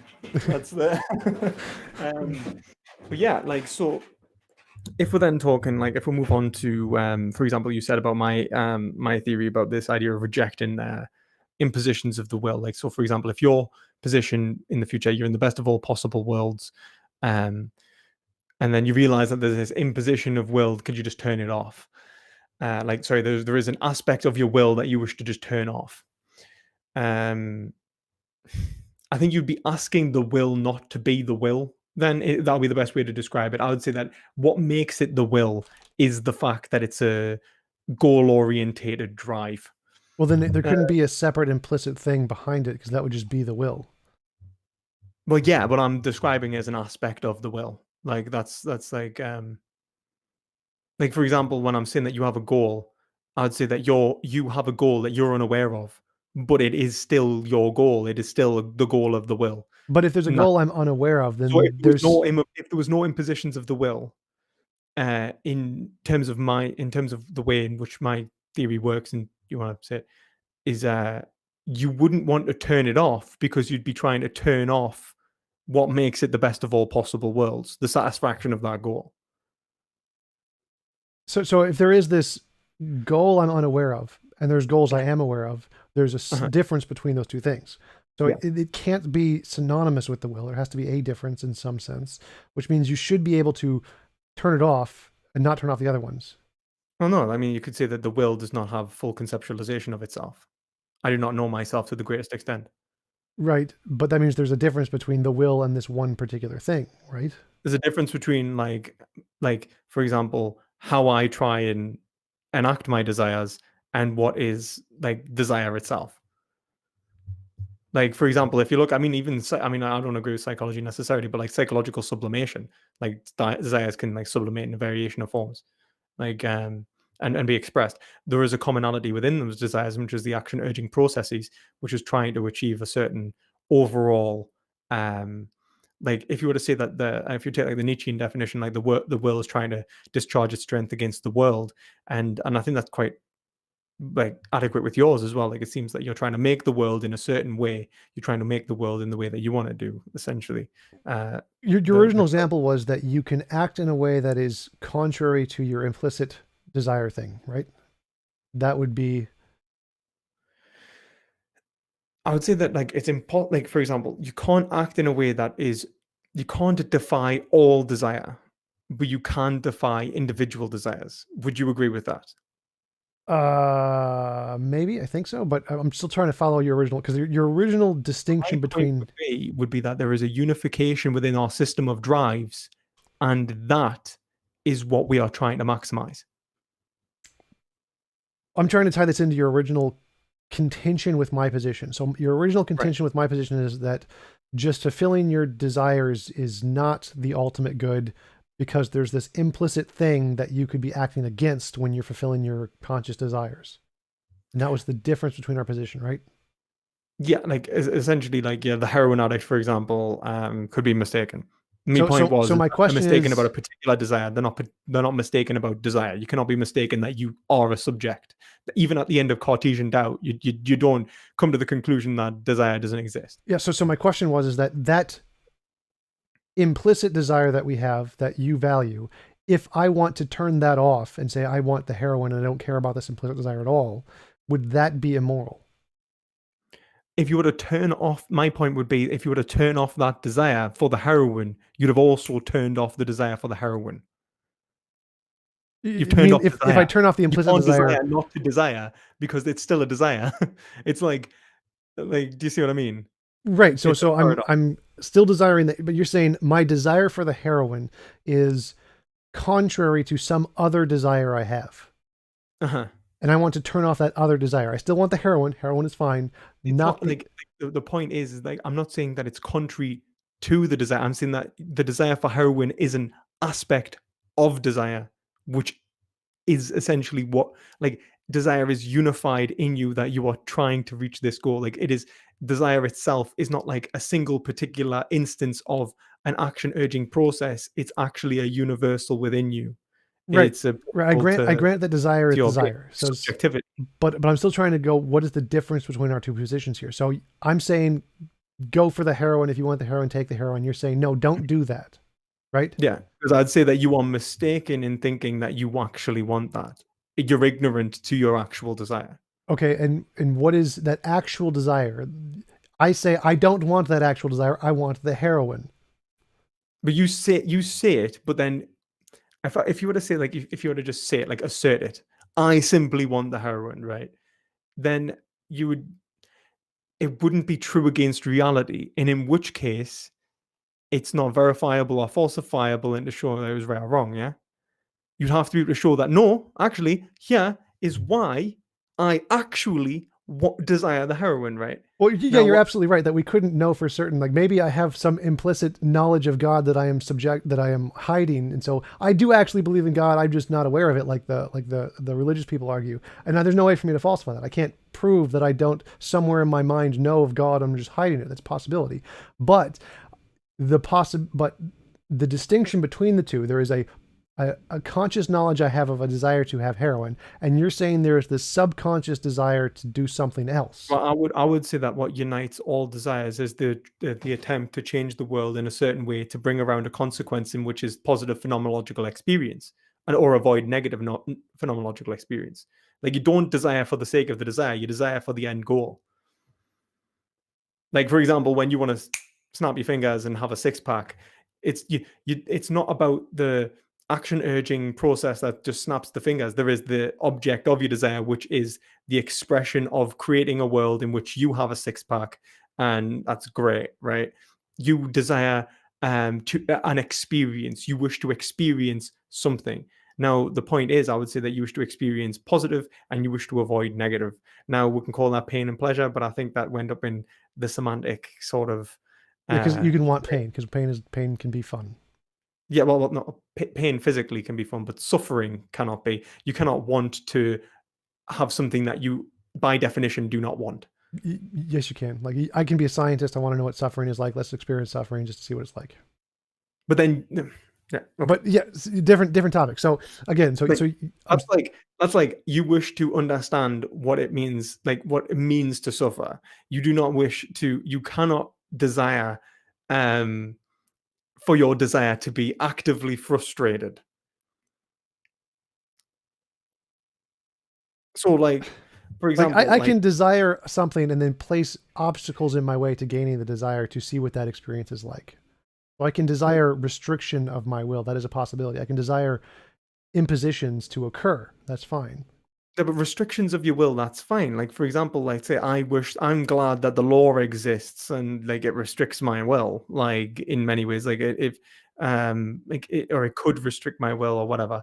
Like that's fine. Like that would be my position. I'd say that actually these restrictions aren't restrictions anyway. They're actually your freedom because they free you from your own ignorance. And I would say that the reality is that the only thing that is like when you wish to suffer, if you had to desire something that was to create a negative experience which you by definition could not which would want to be out of, which you would define as negative, which would be otherwise defined as something you wish to get out of, you are incapable of actually wanting to be in that scenario.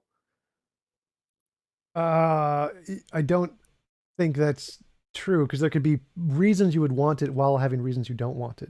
But as long as there's some logical reason that could be called a desire to get you to that I conclusion, it mean, would still be like you could say like an individual circumstance, like I desire like this pain because it like the pain of like saving someone's life, but it costs you like a hand or something. You desire the suffering in the sense that you desire like the overall change in the world, which maybe saves the other person, or you like, for desire example, I could the desire to prove you curiosity, wrong. So I'm going to desire curiosity. the Yeah, worst like, possible world imaginable. I'm going to go to that world just to prove you wrong. So there's some desire yeah, there, even if exactly, it's exactly. But then you're not in the worst possible world because you're still getting to prove us wrong. so. And then so you couldn't desire to be there because it's impossible, because desire would always be frustrated in that world, because by your theory it would be a direct imposition of your will permanently. Right, but again, I would still say that if you want to die, suicide, that's perfectly fine. Suicide, I mean, like depending upon like yeah, we can talk about No, like if you want narrative. to die just for the sake of dying, nothing wrong with your life. You still have a perfectly reasonable life to live. You just say, "I just want to die because why not?" I would say it's perfectly For the moral. crack. For the crack. So again, the difference between our position is that I say give the guy the heroin, you say don't give the guy the heroin, and the reason, as far as I can tell, is you just say that, well, by definition, people want desires, and so it's contrary to desires to get the heroin. That seems to be, you're presupposing that position, but I don't see any justification. It still seems like, from my position, that You're saying that I'm presupposing that there is a connection between desires. no, that there's this implicit thing that we're violating by giving them the heroin, something like that. Yeah, I would say that like they're violating their desire. Like they think they want heroin. That's how they are acting upon their desire. that is the content of their desires, but then in reality that we're violating what they're actually trying to achieve, which is positive phenomenological experience. And why can't I just say the same thing about, well, you have this implicit desire to have God, and you just don't realize it. Therefore, anything you do that I disagree with is immoral, and therefore you should do this implicit desire to get God. Implicit desire about God, which is like an implicit desire to like, let's say like God's a very funny one because people can define him as good, which is like they say God is good, and then we can end up in the weeds with this. Forget the morality. It's just we can just assert it. Right, that's right. So we just assert that God, you want God, you will be Christian, and if you don't want to be Christian, well, tough, because you want God, you just don't realize it. No, say you have this implicit desire to be with God, you just don't know it. Why do you think I want God? And they say, "Nah, you just do." No. They're saying you have an implicit desire for God, you just don't know it. Right, but they don't actually reference any aspect of me and why. So if I was to say, like, for example, the fact that I ask someone, why are you trying to take that heroin? They will provide me with a reason for the most part, right? They'll go, I want heroin. I want to feel good. I want to take heroin, right? And you say, right, so you want to feel good. Yeah, okay. And you think the heroin's going to make you feel good. Yeah, but you're wrong. And I can show you wrong. Do you know what I mean? Okay, like, so how would you do that? Because heroin is good. Heroin does make you feel good. Okay. And then like I'll say like, right, so would you like and like so in one moment he feels good. In the next moment, no, this is me. I'm saying I want heroin. Heroin makes me feel good. Convince me otherwise. Go. Okay. So you want heroin because it makes you feel good, yeah? Yep. Makes you feel good in a moment. Yep. Let's how many hours do you think? Like I don't care. Let's say 3 hours, right? And then you're gonna have negative like you're gonna have massive withdrawals. Like that's fine. Like it's probably actually longer than that, like in terms of like overall effects, actually. Yeah, it like, depends on your tolerance level and what you're used to and how much you're addicted to it. So yeah. Yeah, like so 3 hours you've got of bliss, and then you're gonna go into pain. Yep. Right. You're gonna start a slow path down withdrawals. Yep. Right. And then what? Sorry? I'm fully aware of this. Yes, I know the consequences of heroin. Okay, and I'll say right, you're fully aware, and you're okay with that. And you're yeah, I'm actually okay. This pain pleasure ratio is I'm fine with. Yeah, I don't even care about it. I just want the pleasure. Who cares about the ratio? Yeah, well, this is the point. This is why I said go gas before. Convince me. I'm still like I still want the heroin. Convince I would me say like you want it right now in this given right. Yes. You when you are coming down will probably have wished you hadn't taken it, or you would wish you had more, right? Yeah, so or I just wish the pain is gone. Yes. Yeah, you wish the pain was gone. Yeah. Well, you can't change the pain from your consequences. You can't will backwards, can you? You can't like undo. Well, I can't will to undo my heroin, but it's definitely possible. It's not logically impossible for the pain to stop. Like I could will to take the heroin and take the heroin, and then I could will for the pain to stop, and the pain could stop. There's no logical contradiction there. Well, I mean, I mean, in terms of like, you could do something else which would then remove the pain. Like, you mean, like, yeah. Yeah, I mean, just like I snap my fingers and we're in the Matrix, I turn the pain off. Okay, yeah, that's fair enough. Except then that changes what heroin does, and like I'm talking about the reality that we live in, and how it's actually going to affect you, and like and so on, right? Right. So I'm saying that. So like I'm saying that you will not value the come down, and you agree that I will not value the come down, and then I will say afterwards, do you think that the pain of the come down or is worth the pleasure of the high? And you say they you know like if you were to be rational about it, you might say I'm not sure. Right? Okay. I'm not sure. So let's go with your example. Let's go with your example and then say that what if there's a third possibility? So that you have option A, take the heroin, feel the pain, but also feel the suffering afterward. Option B, don't take the heroin, don't get the pleasure, but also don't feel the pain. Option C, we're in the best of all possible worlds, take the heroin and admit the pain. Which is the most moral option?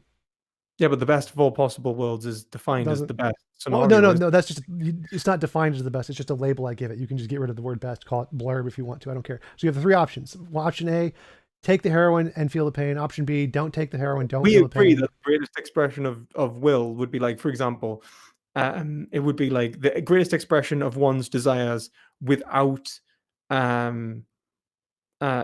without the see, like I would say that with the way desire works, desire itself is a form of suffering, that we actually, for the most part, wish to avoid. Okay, go back. Answer the question. We'll Question. go into that in a minute. But I want to answer the question first. Say that, like, like, for example, would you be taking the heroin and not feeling the pain of the come down in the best of all possible worlds, C, like, or the best in C? Would that be the best one? Not necessarily. Okay, how so? Right. In a vacuum, yes. Like, in terms of it's better than, like, each of those. Oh, you closed the door. What a good dog. In a vacuum, yes, you'd say that, like, world A is probably the worst come down in heroin. World B, was it? No, world A. No, world A is A is take the heroin. B is don't take the heroin. C is take the heroin and not feel the pain. Right. Okay.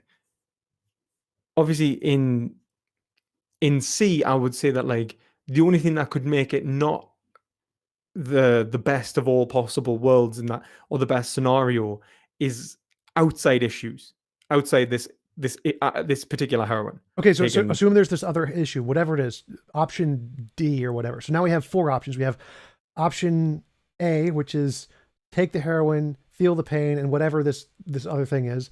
Option B, same thing. We don't take the heroin, we don't feel the pain, and whatever this other option is also in there. Option C, we do take the heroin, we don't feel the pain, and there's this negative whatever it is. And then we have this 4th option, which is you're still an absolute mess, and you still can't run a life normally. Okay, so that'll be D. So you're an absolute mess. You can't run a life normally. So now we have this 4th option, which is take the heroin, don't feel the pain, don't have a ruined life where you can't live normally. So now, and let's say that, like, by the way, I mean can't live normally. You cause suffering to other people. You could mean anything you want by it. It doesn't make any difference to my example. My example is that now you make this other variable also optional. Mm-hmm. So if you have the heroin and you don't have the option of the... But I completely agree with that, in which case we're saying, like, what we're talking about is that ethics, what I would say ethics was the ability to overcome these issues in the greatest overall possible circumstances, the greatest expression of will. I would completely agree with that. But then I would say that in your greatest expression of will is that removal of the negative consequences, because you have an implicit evaluation across your whole life and each circumstance in which you evaluate these different scenarios. Like, if you could just turn off the come down of heroin but keep the positive, you would. If you could like, run a successful life whilst taking the heroin, you would. Like yeah, absolutely. But ethics is the expression, the greatest expression of that relationship between pleasure and pain within a narrative of one's own life. Right. So that's where there isn't a disagreement between our positions, because again, the difference is should we give the guy the heroin or should we not give the guy the heroin? You're saying we shouldn't because there's these other consequences, and I'm saying when you talk about, like, now. No. So again, the context of my morality is the best of all possible worlds. To know what the objective morally thing to do is, you have to put every one of those options, the consequences, in that optional category, in the best of all possible worlds. So if you can take the heroin, not feel the pain, and still have a perfectly reasonable life, that's the most moral thing to do. And we can determine... I would agree, but it's an abstract universal. It's yes, like... it's meant to be. Yeah, and I get that. Like, but, like, in the words of Anthony Flew, when he talks about God, it dies the death of 1,000 qualifications. No. That's the starting point. So you can start by discerning what the objective moral standard is by putting it into the best of all possible worlds, and then you go backwards and you can say, well, what are the limitations? We don't live in the best of all possible worlds. Here are the limitations of our worlds, and then we can determine the pragmatic thing. I'll completely agree with that. So you have the universal and the particular, and it constantly reevaluate the universal and what it actually looks like. So you create an ideal standard, you evaluate that ideal standard, and then you come to the conclusion that it's not right. You reevaluate it in relation to the particular evidence that you have. I think I'd put it the other way. I'd say there's the objective standard, which is always correct no matter what. And then we can apply and get as close as possible given our limitations. So, like, we can have the idea of a perfect triangle. The triangle is perfect if all the 3 sides are straight and leads to 180 degrees. Really out there is the idea of perfection, until you don't have the idea of the perfect triangle until you understand what is limiting your idea of the perfect triangle. No. The perfect triangle, just by definition, a triangle is a perfectly straight on 3 sides, but we can't make a perfect triangle because it's impossible for us to draw a line that's perfectly straight. Yeah, if you zoom in, I understood that you weren't talking about analytic. I knew you meant but I guess like, But have you ever just you go with answered me. Go that with me for a moment here. So we can take the idea of a perfect triangle, which is perfectly straight lines, and then we can try to use that to get as close as possible. We obviously can't do it because if you zoom in, the electrons go in a bubble shape, so you're never going to get a perfectly straight line. But we can use the idea of a perfect triangle to try and get as close as possible. So even if Yeah, we don't exactly. exist, we can still I use it as a I guide. completely agree, and it's all about getting as close as possible to that. I would absolutely agree. But then I don't think that hermeneutically is the other way around. Like you're not always arriving at you like don't get me wrong, you do start at the it's a combination of both. It's like the Eufro dilemma. The whole point is when you talk about or any paradox, like any like definitionally true paradox, you be kind of coming to the conclusion like when you apply what is it? Does God love the pious man because he's pious, or does he love the or is he Or loved is by it the gods pious because he's because he pious? loves it? Yeah. Yeah, yeah. And like that circle, like the whole point is that they're actually the same thing. Like it's one and the same thing happening simultaneously. That's why it's a circle, because it's tautologically the What he's what he is both loved and lovable. They are one in the same. Well, the question of the Euthyphro dilemma is something pious because God says it's pious, or is it pious for some independent reason, and that's why God says it's pious? So it's not actually a circle there. It's just two different options. Like like yeah, I mean, like if you were to say like, but because the whole point of the UFO dilemma is to say like, is he pious because he loves them? It was to say that because the gods love him, or is he loved because he's pious? He's saying like, but what makes him like, is he lovable, or is he loved by the gods? What is the determining feature? That like the point I'm sorry, the point I'm trying to make is more of the fact that it's one and the same. It's Those are describing the same, like the love of the gods and the being loved by the gods as being lovable by the gods is the same thing that's being described in two separate ways. Is what I'm trying to say. no, that's not quite the same thing. So the Euthyphro dilemma is asking, is that guy pious simply because he's loved by the gods? So is what makes him pious the fact that the gods love him? Or was he already prior to that? He was by some other standard, he's defined as pious. And because he's defined as pious by this other standard, that's why the gods love him. So it's asking the ontological question of what causes the piety there. I Is it get that, but I'm saying that it would I'm probably talking like in a way that's probably a little bit abstract, because I'm almost talking about a conversation I had with me friend who's doing theology, and essentially what I'm trying to say is that there is not a logical mistake in separating what is lovable by the gods and what is loved by the gods. They are one and the same all thing, right? Those and would that's be what it, definitely the same, right? yeah. Wait, did you say they're not the same, or did you No, say no, the those same? are the same. Like just saying Yeah, what I that's love and all I'm what I trying to can say. love. That Yeah. is all I'm trying to say. That's Okay. right. That's what I'm trying to say when you're describing that going from universal to particular. Like you when you're saying like, is this the best of all possible worlds? No, then we'll change. What we're doing. I agree, but we don't act with this notion like we don't sit there and go right. What is the like? Even if we think like, what is the best of all possible worlds? Right. So the best of all possible worlds includes the absence of this frustration of the will, and then you go through and then you go, actually no, it actually it has this one, or it doesn't have that one, and it has this one.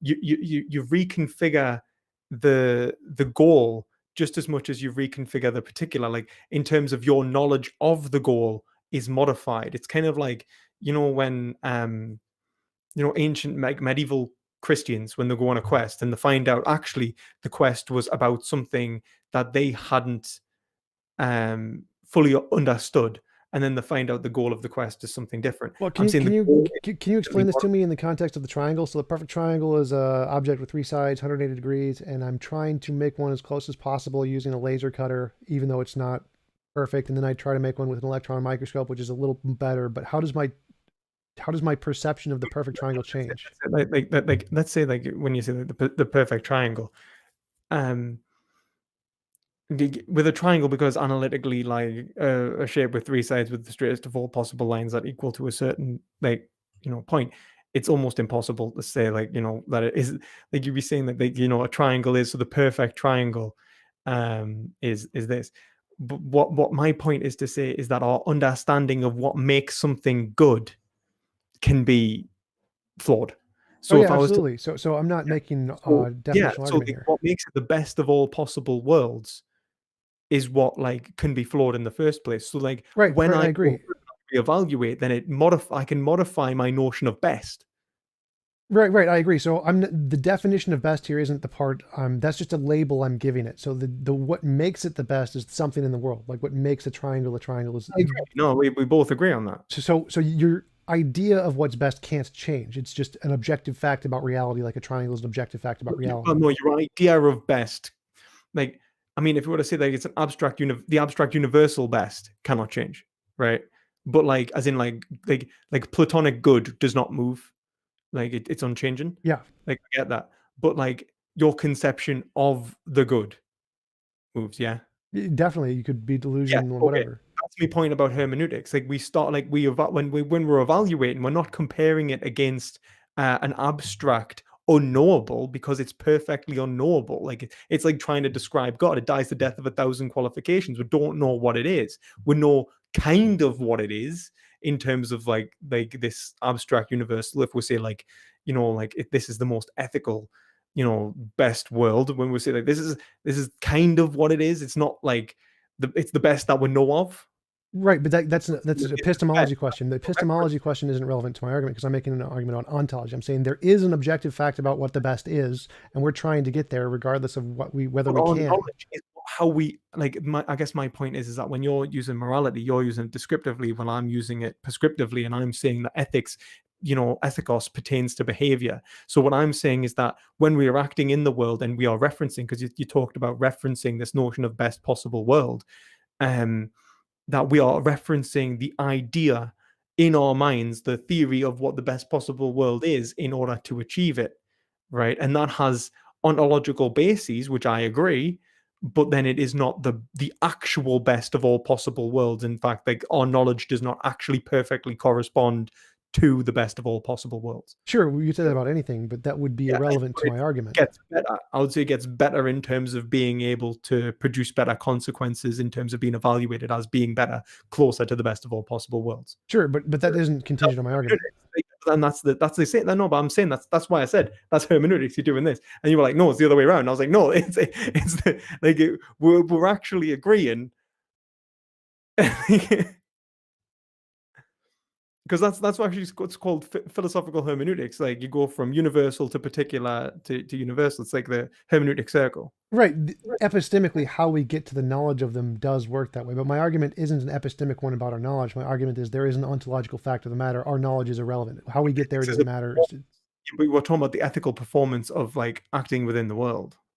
The pragmatic approach, yes, You but said it's always in reference to like, and then when we're acting, like yeah. So the way we're acting, which is purely subjective and epistemic, and we can't be certain about it, that can be measured based off of an ontological standard, which is true regardless of our knowledge of it. And that standard doesn't change regardless of our knowledge or perception or beliefs of anything. well, I would agree. Like in terms of like, I would absolutely agree. Um, like that's not the issue. Like the issue isn't that the ontological reality like actually modifying, like as in like the truth maker. Like I would say that yeah, that's held constant, but our theoretic like in Oh terms yeah, of like absolutely. Our theoretic understanding of it completely changes and can be wrong all the time. That's yeah, purely that's great. We'll agree. yeah, We'll for agree. sure. Agree. But in which case, what I'm saying with the heroin addict is that in what he's wrong against is that best of all possible worlds, that he wants to take the heroin, that in the best of all possible worlds, he wouldn't want to take the heroin. Right. Now that's where I would disagree. I would say the best of all possible worlds, he's totally fine to want to take the heroin. Right. Except I would say, like, so if I was to turn around and say, like, I'll turn around. uh, let's say I was to say that, like, like, like you're saying that he mitigates all these consequences. I'm saying that, like, you're talking about the greatest expression of will, which is perhaps the greatest expression of, like, for example, he could desire two separate things simultaneously of various degrees, but overall create the greatest overall life narrative from which he would judge to be the best in the best of all possible worlds. He lives the best life, of course, the greatest expression of will for the greatest amount of time. Would you agree?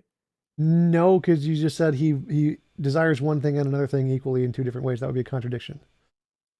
So, so Right. he wouldn't desire contradictory things there. He just desires to have the heroin, to not have the pain, and to live a perfectly fine life. Which all of those, none of those are logically contradictory. He's not valuing a Well, contradiction there. well, wait a minute. Like what I'm trying to say is like, right, first, like, would you agree that in the best of all possible worlds, um, anyone would want the greatest expression of their will for the longest period of time? So it'd be like the greatest expression of your will is not an expression of a single moment, but the expression of your will over the greatest amount of time. It wouldn't be just now, it would be then, tomorrow, onwards for eternity.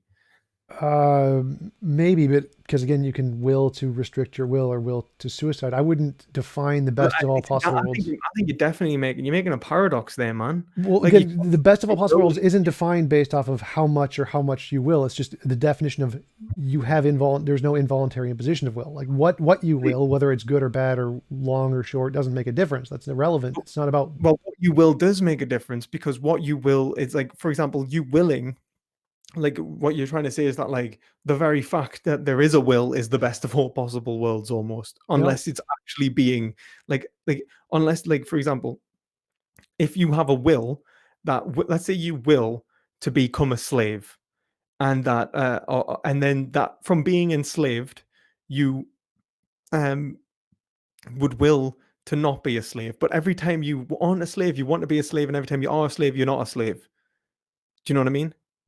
there's no logical contradiction there because it's No moments in logical time. contradiction, right? Like, so you would say that, like, in terms of but let's say I want X, I don't want X, I want X. Like, they're two separate moments. But what if you wanted them, and you wanted to be enslaved, but then when you were enslaved, you realized that you didn't want to be enslaved? Would you agree that like only one or two of those was true?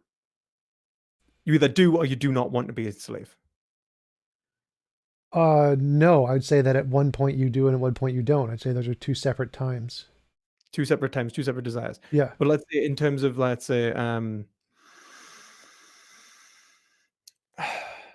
let's say, like, I'm trying to make the point, let's say if it's irreversible, Yeah. So, for right? example, let's say at one point I want to be a slave and I'm just going to determine that my freedoms are completely lost and I'm just going to be a slave no matter what I want or believe after that point.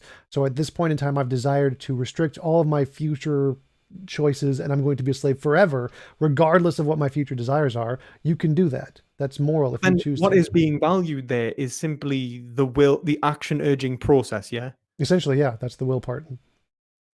You see, I disagree. I think what's being valued is the action urging process, is the completion of the action urging process, the expression of the will against the world. Like, for example, the expression, like, when I will, I don't do it for its own sake. I do it for a consequence, and then that consequence relates to my experiences.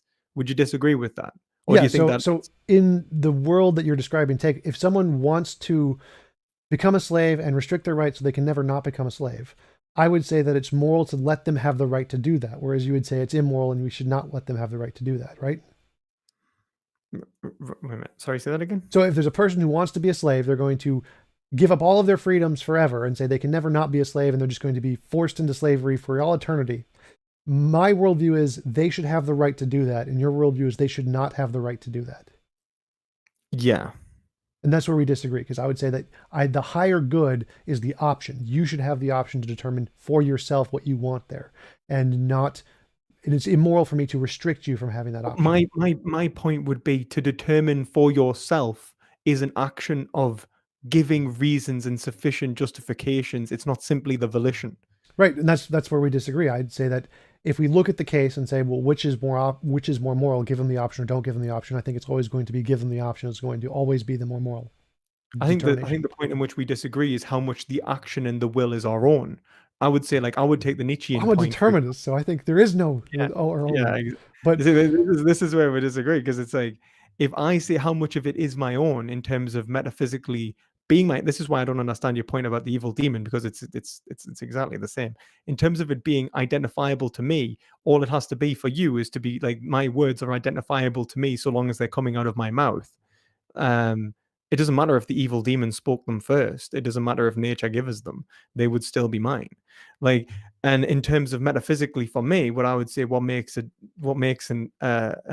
something my own is essentially my action, the the the my own rational justifications from which I apply a concept of ownership property, that I am actually owner of this action, that I have chosen for myself, that I have been uncaused and unrestricted to the greatest of overall possible degrees, that I've had the fewest overall causal notions of acting upon me, for example, people forcing me to do it or nature telling me what to do for the most part, and at the same time being unrestricted, actually managing to achieve it, do it, implement it within the world. And I would say that the combination of those two, positive and negative freedom, is what we mean by freedom, not necessarily like simply unrestricted, which would be like the Hobbesian sort of view of freedom, which I think you kind of argue for. Yeah, that's definitely where we would disagree, because I think it's completely incoherent to argue for like rationality being the justification of freedom, because pretty much everything we do is emotional. It's not rational at all. Rationality itself is purely an emotional process, and there is no such thing as free will.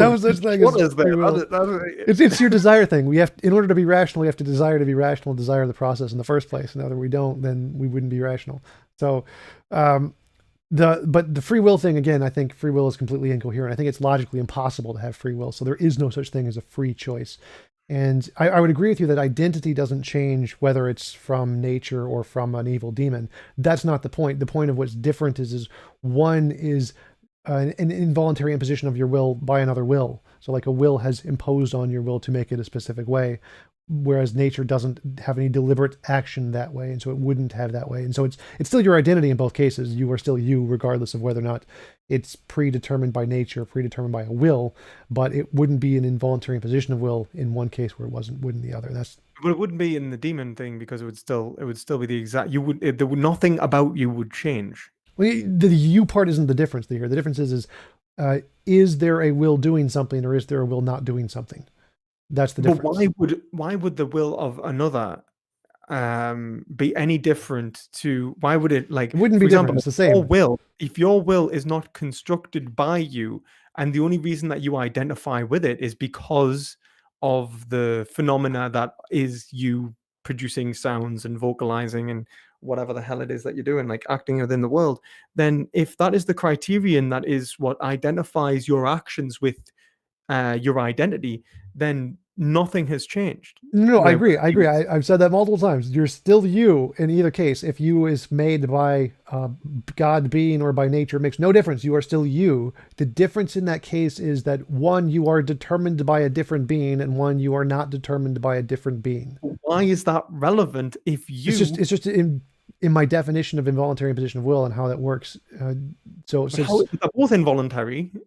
And like, whether you even said like nature can involuntarily put an action on you, there is no difference there. No, the difference is that one, your ideas are determined by a different being, and one, your ideas are not determined by a different being. That's the only difference. But but that's the thing. Like, why is that morally relevant in terms of imposition? Like, imposition is happening in both cases, whether it's conscious or unconscious. It's a different kind of imposition. So again, it's purely just based off my definition of morality. All of your thoughts, actions, and behaviors are all impositions upon you by nature, or by a god anyway. So they're all yours in the same respect. There is nothing metaphysically different about them. There is nothing. There definitely is. The metaphysical difference is their origin. That's the difference. But why does their origin change the notion of imposition, which would be the same? It doesn't change the notion of imposition. It changes the notion of where it comes from. Like for me, an identity. What makes an individual an individual, it gives you individuality, is the fact that your consciousness is an emergent property from non-consciousness. That's what gives you you. That makes you you. If your consciousness came from a different consciousness, then you're not you. You're just a determined process of that other thing.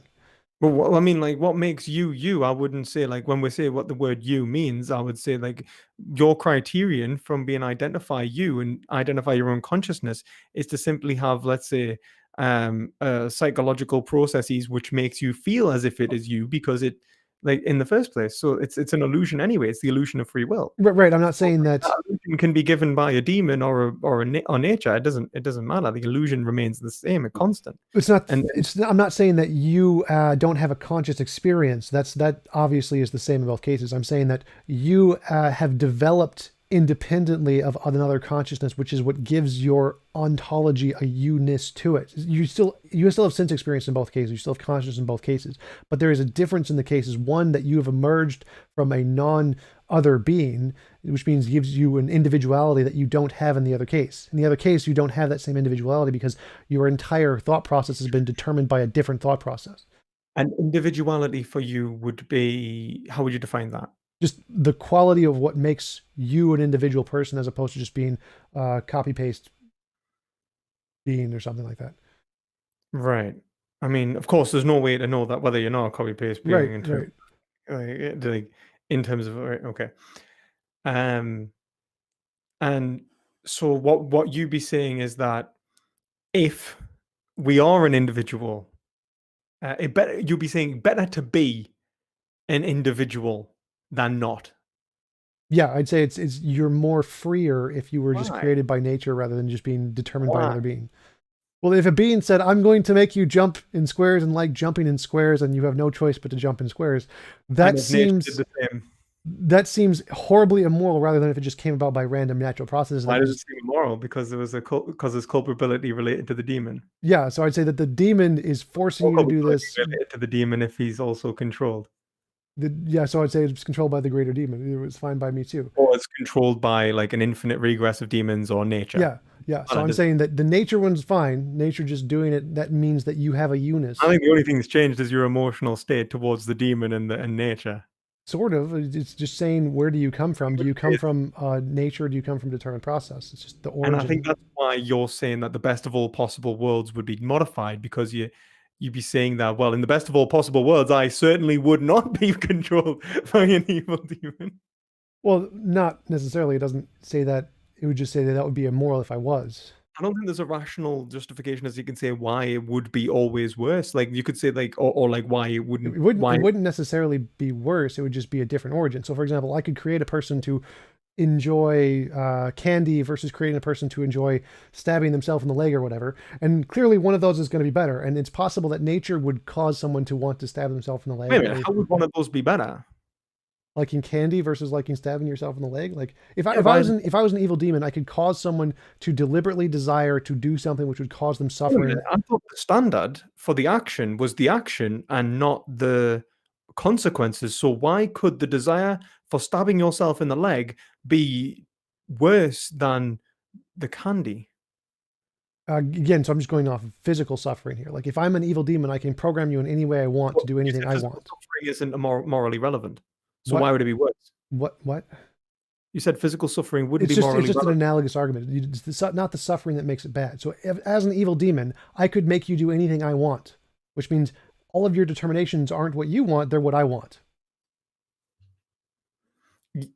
Okay, yeah, but okay, well, but we've just agreed that like the idea of identity is actually an ad hoc which describes your. Well, no, I'm not saying the conscious experience thing. That part of identity is the same. That part doesn't matter. What I'm saying is your will isn't your will. It's my will. I'm making your will whatever I want it to be. Your will is just, again, an ad hoc of whatever the hell you're doing, right? Whatever processes that are going on in your brain, because that's how determined. Yeah. So, but your will is not your will. It's mine. I've made your will into what I want it to be. Well, it's nature's. It's not anyone's. There's no individuality in terms of it being anyone's. It cannot be property. It simply is. I'm not sure what you mean here. So two hypothetical possibilities. One is there is a God and he's the ultimate nature of reality. One is there is no God, it's just nature. And both of these things create a being in some way. In one case, the God says, I want your will to be this, and I've made you in this way. And in nature, it just does stuff and it happens to pop out a being. In these two cases, there's a difference, is that the will of the person in the God world isn't his will. It's the will of the God. The God made your will into that. So you couldn't say it's your will. It's the God's will. And in nature, you can, because in nature, there is no will prior to your will. And so your will is just your will, and that's it. Your will is essentially what is your will? Just Tell us what it is. The biochemical processes in the brain. Okay, and they're always your biochemical processes in the brain. If your Like, will it's always was in your brain, in the sense that it's like, regardless of what language we place upon it, they occur in the same place in the same way. Yep, ontologically, there is no difference between you and Ontologically. either of these universes So there's physically. only a nominal difference. Yeah, like how you came about, your origin. That's the only difference. Okay, so let's say the origin's the difference, right? Like, what I don't understand is how, if the biological processes in the brain have been created by the evil demon or by nature to create you in a certain way, how does your definition of individuality, of identity, change whether it's yours or not? Because it's still yours in terms of your definition of identity, because it's still No, because happening in the brain. you're conflating two different definitions of identity. One is that, like, if I create a car, give it a BMW stamp, it's a BMW. The BMW process was determined by something else. Some other person made this thing, so it's not itself. It's not its own signature car. It's a BMW. But if But the it seems first like car that you're was trying to ever say that made, it's yours because it's self like if the origin is like, it's almost like you're trying to say that the origin is you when it's nature. Do you know what I yes, mean? yes, or there is no other conscious entity before you if you just pop out of nature from nothingness. But You then, are the origin of you. like, the origin wasn't you, it was nature. Yeah, that's fine. The will is And you. but then it doesn't, like, so if the origin isn't actually you, and then these actions aren't actually yours, No, they are you yours. If think they they come from are. nature, they're you because there was no prior will. So it's like the argument against God about having omniscience. If God knows everything, it's impossible to have free will because He already knows what you're going to do before you do it. Yeah, It's the same kind of thing. predetermination, If there's no God, then predetermined. there's no contradiction there. There's no contradiction in nature not knowing what you're going to do and having free will. It's only a contradiction if there's a God who knows everything. Then there's no way for you to have free will.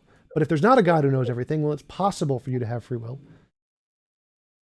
It's what you're describing free will as. So I'm That's granting where libertarian free will. I'm granting libertarian free will here. So if we grant libertarian free will, it's impossible to have libertarian free will if there's a God who knows everything. But if there isn't a God who knows everything, well, then it is actually possible to have libertarian free will. Okay, just to clarify, what do you mean by free will? Libertarian free will, the complete. Just no, so actually, like, you know what I mean? Yeah, like, what do you mean by, just give us a definition of just free, like, yeah, libertarian free, or just like free will, yeah, just free will. Yeah, like the God kind of free will, the ability to do otherwise in the case with no determining process and not being determined by random. To be the process. cause. Yeah, so To choose it's not determined, it's not random. Free will is its own kind of ontology of third option. Okay, In in libertarian which free the will. individual produces their action, they are the cause of themselves. Yep, causa Okay, right, sui, whatever. cool, right. Compatibilism. What would you give a definition of that? Compatibilism is just determinism, and you're just defining some of the determined processes as being free will, even though they're all determined. Okay, okay, okay. So compatibilism is essentially, but I don't Determinism. think you describe. You don't. I don't think that I would argue. I wouldn't argue that's compatibilism, man. There's Uh, different versions of compatibilism. I like Dan yeah, Dennis' like, version. for the most part, when I've interacted with compatibilists, it's like, it's kind of like psychological compatibilism, kind of like that, like was it the content of your own thoughts or the expression of your will? You're produced by nature, but then nature, you are still in existence because you're an aspect of nature. Therefore, you're um, trying to enact your will against the world as an expression of you, quote unquote. But then, why does the origin of where you come from, if it's ontologically the same, modify that definition of your volition, of what makes your action yours? I don't understand. Like, It's the how does the same. It's the demon, same as the free will how does argument. the demon, like, so for example, the demon creates you. Yep. You exist. Yep. You act within the world. Yep. Those actions are yours. Yep. Why? Because the demon made you that way. But nature made you that way as Right. well. So again, the difference is the same difference between if a God exists who knows everything, if a God exists who's omniscience, you can't have libertarian free will because there's no ability to do otherwise. The ability to do otherwise is gone if someone already knows what you're going to That's do. the same with, like if, let's say, like, nature predetermined, if nature determined every single, like, it's Like it's the exact same thing. Like Right. So I'm not making a literal comparison to free will here because I don't believe in libertarian free will. The point is that if there is a being there who knows something, there is a difference in the ontology between the two worlds, which some properties are going to be limited in one that are not limited in the other. right. What you're saying is that the demon would know that your actions were theirs. Is that Sort what you're of saying? saying that my actions, my will is just in its will. It's a subset of its will. Of course, what if we were to say, let's say, as we say, the infinite regress of the demons, right? Right. And there's no actual pinpoint causa for the action, right? There's an evil demon, greater and greater and greater throughout all of eternity. Is that the same as nature then? Or is there someone actually in control of your actions? Is there a difference? If it's an infinite regress of demons, that would still all be demons, and so it would still be immoral. But would we be able to say that there was someone who actually chose in terms of it was theirs and not yours and so on? Well, each individual demon would be able to say that I'm not me because of that demon. So yes. Right. So no, like if they were to say I am not me, Because my will is a subset of its will. So really, I'm just him, a part of him. I see what you're trying to say. I think what you're trying to say is, like I said, it's a notion of identity. Like your identity being a subset of another identity means that it's not your identity. Yeah, it's just a part of him. But then, like I guess like my point would be that your identity isn't necessarily. I don't think that it's a subset of.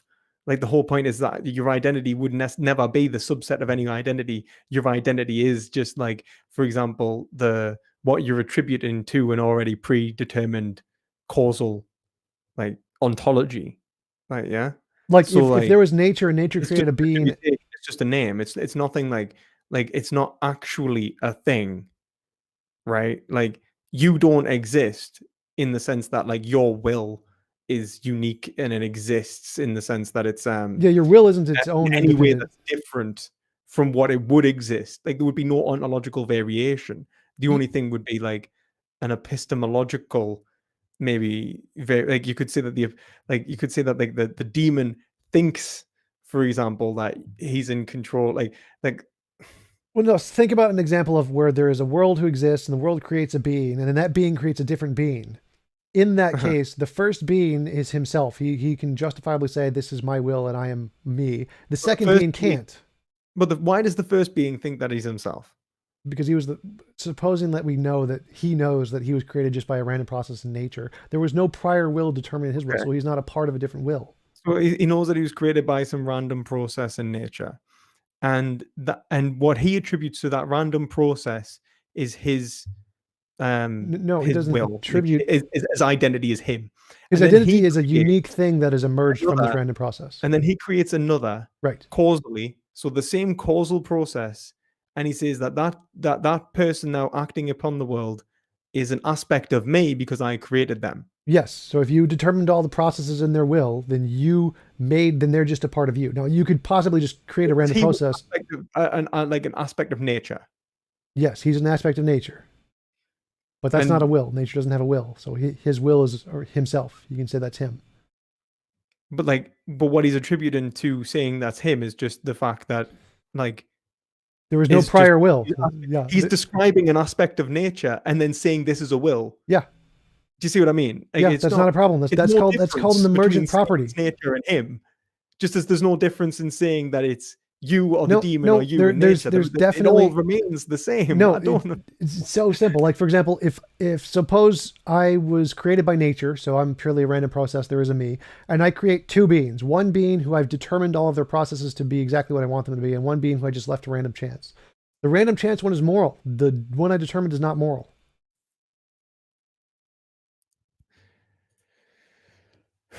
So, but when you say like, even if they come out to be the exact same being identically, the fact that I determined that one to be exactly the way I imagined it means it isn't an individual self. It's a subset of my will. And if this one just came out by random chance to be the same thing, I didn't determine it to be anything. So it has a different property to it. It has its own self. Like, it seems though that there's no reason to say, like, even if like nature exists, that there is a self. Self is just an emergent property of natural things that didn't exist prior. So like stars What you feel exist. like is the self is also describable just as nature. Yes, So why are you just using like the word self? stars are describable in the terms of electrons, but they are still an individual thing, but are not the same as all of their electrons. The individual thing exists regardless of whether it was created by another. Right, the Like for individual, the example, like self, the identity like exists, but there's a difference between the morality because one is determined as a subset of another will and one isn't. There's a separate property there, just like the star isn't the same as a ocean or a planet. They have different properties.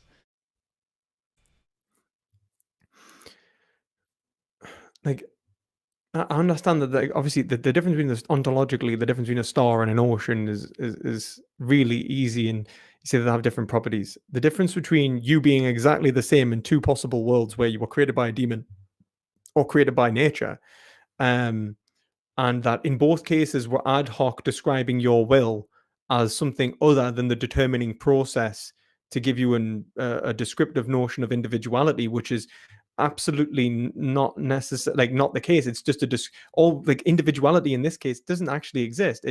It's not like it's an individual. It's like it depends on what we mean. I guess it depends on what we mean by individuality, and that like Well, it's like take a car for example. Like if I make a car and you make a car and they have exactly the same properties, other than like they're in different spaces or time or whatever. One is my car, one is your car. There's a different property there, even though they share all of the same physical traits. I get like I get like I mean like but let's say we were to say that there was a car that was like and unless I hopefully won't repeat that back to you. That's it. So you said two separate. Did you say two separate cars or the same car? There are two separate cars that have the same properties, other than like they're in different spatial positions. Okay. Now imagine they're exactly the same. Leibniz's law, everything the same. If they're exactly the same, there can't be two cars. No, there's one car. Yeah, Right. I say it's my car. You say it's your car. yeah, Whose car is it? yeah. Neither one. Whoever Right. made it. It's a description of the same car, though, isn't it? Yeah, it would like whoever made it. It would be their car. Like the whole point is that like there has to be a determining factor of property. Right. So whoever made Right. it, if we don't know I, who made it, we can't say whose car it is. But if I so made it, then it's my when I say car. something is mine, what am I saying? You're determining some kind of ontological basis of who has authority over it, essentially. So, Have you, or if we have have you one car and we ask who made it, me or you, if I made the car, it's my car. Like we can say, yep, it's my car, even though we can't know, like just from looking at it. So, like, what we're saying is that there is a standard which allows me to say that something is mine or not. Yeah. And that standard is, would you say, just arbitrary or? Well, what's arbitrary in this analogy because we're just making it up, but it's just the ontological Well, I basis mean, like property in general. Like, what is like for example, for me to say like this is like my chair. Yeah, it's just the fact that you own it. Like it has some kind of ontological origin to your a relation to you making it in some way or buying it or assembling it or whatever. So if the causal relation begins with you, it's yours, and if the causal relation begins with me, it's mine. Yeah, but what if the causal relation, like let's say like I stumbled upon the car and then said this is my car, and at the same time we both stumbled upon the car and said it's our car. There's no one that could claim it. Is equally. Epistemologically, we couldn't know, but if ontologically we could know who made it, then we could say, yeah, it's definitely that person's car. But why is making it, for example, the notion of property? So, for example, John Locke would say you mix your labor in with the world, and that notion puts an aspect of your will within the world. That combination is what makes it yours. We're You just can do the defining it same that with- way for the you point of the can do the same analogy. you can do the same with money and say that it's the same thing. That money is an aspect of your will. That it's just the translation of your labor into monetary means. Yeah, we're just defining ownership in that way for the sake of the argument. The same kind of thing applies. Like the way I define will as I having. think it's important, like for the notion of it being like identity in you, like saying like I am. Well, no. Me, like, So yeah. I'm just defining the property of identity as being individualistic if it comes from nature, and I'm not defining the property of individuality as coming from another will. I'm defining those things differently. From my understanding, that's. but then that's the thing. I would just say that's like the definition there is like it's arbitrary. Like there is no like like there is no that's why I said it's nominal. There's just it's an arbitrary definition, and there is nothing more immoral, quote unquote, in something being different. It simply would be different. In fact, you've mentioned multiple times throughout the debate that what morality is in terms of what is a reflection of correspondence to the good which already exists and is being described. If that good is that we were created by an evil demon, then in fact, then could you not say that your being created by an evil demon is moral? Well, no. So, because again, I'm saying that morality is referring to some actual moral object that exists. And if I'm right about this object, then my definition about identity would also be correct by extension. Right now, you're right. It's just an arbitrary definition I've made up. I can't prove I'm right about this, but it is, again, it would be correct if my idea about this moral object is correct. Right. Okay. I see what you're saying, but I'm saying that in both possible worlds, they would be if because let's say there were two very impossible worlds equal of equal weight, they would both be as moral as each other, would they not? If because if If in they're world A, given in everything world else A, being the same, yes.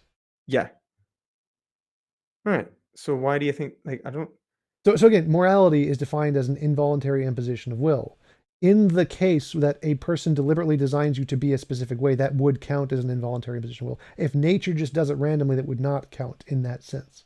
So by my definition, if my definition happens to be correct, the one case of just nature popping you into existence would not be immoral. The other What case of a deliberate okay? being creating you to What do makes something your specifically, definition correct? if it corresponds to the existing moral thing. But what, okay, and the existing moral thing would be um A platonic uh object kind of thing. platonic, all right, and that platonic object. Oh my god, like it's like so like when we talk about let's say like you being whether it's your will or not, right? And that in that it's just an ad hoc kind of like I'm defining it this way. Well, no, And no. So I'm saying that the whether deductive argument that makes the deductive argument from what I understand that makes world A where you'd perform like you're created by nature better than world B where you're not created by nature. What makes that A better is the fact that you've defined no, no, you. no, no, never ever, because I've defined it. Again, so my definitions are just a way to describe the object. The object is what makes it true. The object is the truth bearer. My definitions are just trying to describe the object. So the object is essentially my description is describing the object. So it is saying that a world where you're not created by another will to do exactly what the other will wants you to do would be better than, or would be worse than, a world where The you're only thing created you said randomly. yourself, the only difference between those two worlds in terms of like there is no ontological difference. The only variation is the origin of your ontology, That which would technically be an ontological difference. So there is a difference okay, between yeah, those but you worlds. said like in terms of what, for example, in the criterion from which we would associate your identity, there would be no variation Yeah, we couldn't unless tell the you say that difference, there is just a like the variation. cars. In which case, what makes you you? Right, right. Just like the cars, unless we could, the only difference between the car would be who made it, and that would determine Right, the but who ownership. if your brain doesn't make you you, then yeah, or does it?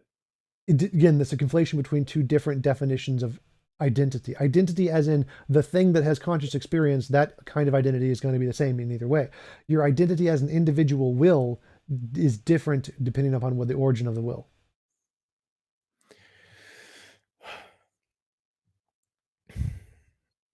I think we're probably just going to have to disagree. That's fine. That's fair. We can do that. No, you must um, agree with everything I said. no, No. no, I don't do that. I guess the point I would make is that, like, I would say for something to be your property, well, that is yours. I would say that the origin has to be accountable to you, and if we say that you is, you know, the totality of action urging processes within this being, it's the conscious awareness, it's the it's you know, it is the totality of your experiences, and that is you. I would say that the origin of you cannot change the metaphysical identification of it being you. Then but and then I would go on to say that like what I would actually say is that what makes you you isn't simply just perceptual awareness in terms of making your action yours. I would say that you can like for example you can be coerced into an action, and it is yours in the Sartrean sense that you're condemned to be free, you've volunteered. But what we would really normally say when we say that when someone gives you a choice between two negatives and you choose the better negative, that you haven't been able to choose. You've chose between your choices have been limited by another, like they've imposed upon your will. And what I would say is that the removal of imposition comes through the applicability of reason, which is self-determination in that respect. Do you know what I mean? So if I say like Oh if yeah, I yeah, remove I know what you mean. I would just again, I'd go back to the fact that reason is just more of an emotional process in our brains, and I don't think free will is possible. And because of those two things, I think that the definition you're describing is something I would see as incoherent. Um, that's but fair enough. Like to try and explain the difference I see between being created by a being and being created by nature, if you roll 10 dice and they all roll a 6, I see that as more special than if I'll just deliberately place them all as a 6. I see those as two different things, even though physically they're all the same. right, so if you roll 10 dice, wait, sorry, say that just again Like if you just because randomly roll 10 dice and they all just land 6s. whilst Um, play. yeah, and then but if that I would see as more special in a way than if I just deliberately place them all 6s. Yeah, yeah, I understand that, but then like seen as more special, like for example, let's say you had like for example, like random chance has produced like the sixes and like, but then that's not what we're saying. That the difference isn't a change of intention within you, because the intentional state would have always, like let's say the intentional state was, because the difference there's an actual difference in action and behavior when you change the dice, right? Well, no, the dice are the But like, same either way. The dice are going to be physically identical yeah, in the both dice are the cases. same, but you aren't the same. Well, in the analogy, I'm the dice. I am the 6s. The Right. identity of the individual is the 6s. Okay. I thought you were the one rolling. Okay. So yeah, Uh, I'm like the one who deliberately places the dice as a 6s would be like a demon designing you, and the random dice just rolling and all landing 6s would be like you coming about by random but it's just a processes. feeling then, yeah. Like, it's just like it's like there is no difference. It's just a feeling. Like you feel like it's more special. It's like it's exactly the same. I can probably, given enough time, think of how to articulate that in physical terms, but there is clearly, it seems like there's a difference between those two. It's a greater sense of chance in the sense but then what you're doing is you place an arbitrary value on rarity. Yeah, essentially, it's not determined. It's a random process. It's random rather than determined in that case. Indetermined, which means that it's also not free, which is Yeah, yeah. uh So in and like I said, free will is impossible because either everything is but it is, determined wait a or it's minute, it's random not chance. determined. No, wait a minute. You said it was No, determined. no, no. So Like again, in nature. by So determinism, my position is either everything is determined or it's a random chance. Those are the two possibilities. Free will is like a third determinism. possibility. So determined or Yeah, random right. chance, I'm fine with both of those. Okay, and what you'd say is that indeterminism holds more value, but that's arbitrarily. Possibly. So I just made this analogy up 5 seconds ago, so I'm still thinking about it. Right. But yes, That's fine. That's that fine. would be more, that would like lean in the correct direction. Is like the indeterminacy of the dice would be have a greater value to it in some sense than the determination of it being placed there by the person. That'd be my initial phrasing. Of course, I would ask you what value was, and then you'd say the will, yeah? So yeah, something like that. But then the And will was created by either process. And so what you'd say is that what you're actually like, and this is what I think. I think you're saying that your will would prefer to be randomly constructed rather than determined by like it would rather be indeterminately constructed rather than determinately constructed. But either way, it's not free. But you cannot help but prefer the well, no, the idea. preference is this is purely just definitionally. I'm saying that if involuntary imposition of will like is the definition of morality essentially, and someone else's will constructs your will, then your will is more just a reference of their will, not you, because they are expressing their will in the way they're creating you, whereas nature isn't expressing its will in the way it's creating you. So just by my definition of moral and immoral, if you're constructed by another will, then you're just that will expressing its will or accomplishing its will. You're not nature. You're not like in the other Well, I case. mean, well, what we're saying is there would still be a metaphysical variation, wouldn't there? Because there's your will and their will. You're a will constructed by their will. Right, but again, the difference there is you are a result of their will. You It are doesn't matter because you're still based your on my will. definition of morality, it does matter. It's very And important. but how? Because it's still your will in the exact same way as it would be your will if it was nature. What the criterion of what makes it you is remains constant. If you are a result of someone else's will, then that's essentially like you being their property. You're not you, you're them. What makes you you isn't No, necessarily again, that's your. you're conflating the two different definitions of identity there. One is the individual thing that you have a sense experience, a qualia, and the other is your origin of being a result of a will. So I would Yeah, still but say you don't ever have yourself as property in the sense that you're never your own causer in your view. Yeah, right, but that's not that's the fair. difference. The difference is But no, that's fair. So that means you can never be your own property. not sort of, I guess. I don't know what that Yeah. even means. But again, the difference is that one is you are a process created by a different will. You are a different will enacting its will to be produced, and one you're not. And because my definition of morality is contingent on immorals are involuntary impositions of will, morality is the assistance of will. Those two things. Because of that, you are a result of someone else's will. You are their property. You are their will, not See, I your would say will. that the problem there is that you're describing the same ontological object in two separate ways. And I would say that the issue then is with your definition of morality. Because then what you'll be saying, I mean, reality is that if it's all about will, the actual will of the evil demon is what you should be trying to act out anyway. Yes, if it was the only kind of will that existed, for sure. But Then again, so I don't see how it could be more less immoral. in Like in less my moral. world, if you create a being, you can't determine its processes. So in the best of all possible worlds, if you presumably created a being, it would be free of your determination. You could not determine it. That would be immoral. Right. Okay. So in the best of all possible worlds, the demon wouldn't create you. Couldn't. It could create me as an entity, but it couldn't determine any of my will-based processes. Because that would be immoral. Like in my best of all possible worlds, it seems obviously immoral that if you could create a being any way you wanted to, that is bad. No. So there has to be But some kind of there's no difference in you at all. Yeah. the resulting thing may or may not be a difference. Like I could create a And being in lots of different ways, the but reason that we determine whether it is your will or not your will is a variation in your origin. yes. So again, in the best of all possible worlds, it would be immoral for me to create a being to do whatever I wanted it to do. That would And be the reason immoral. we say that the variation in your origin is what defines whether it's your will or not is because it's either it's you are the property or expression of another's will.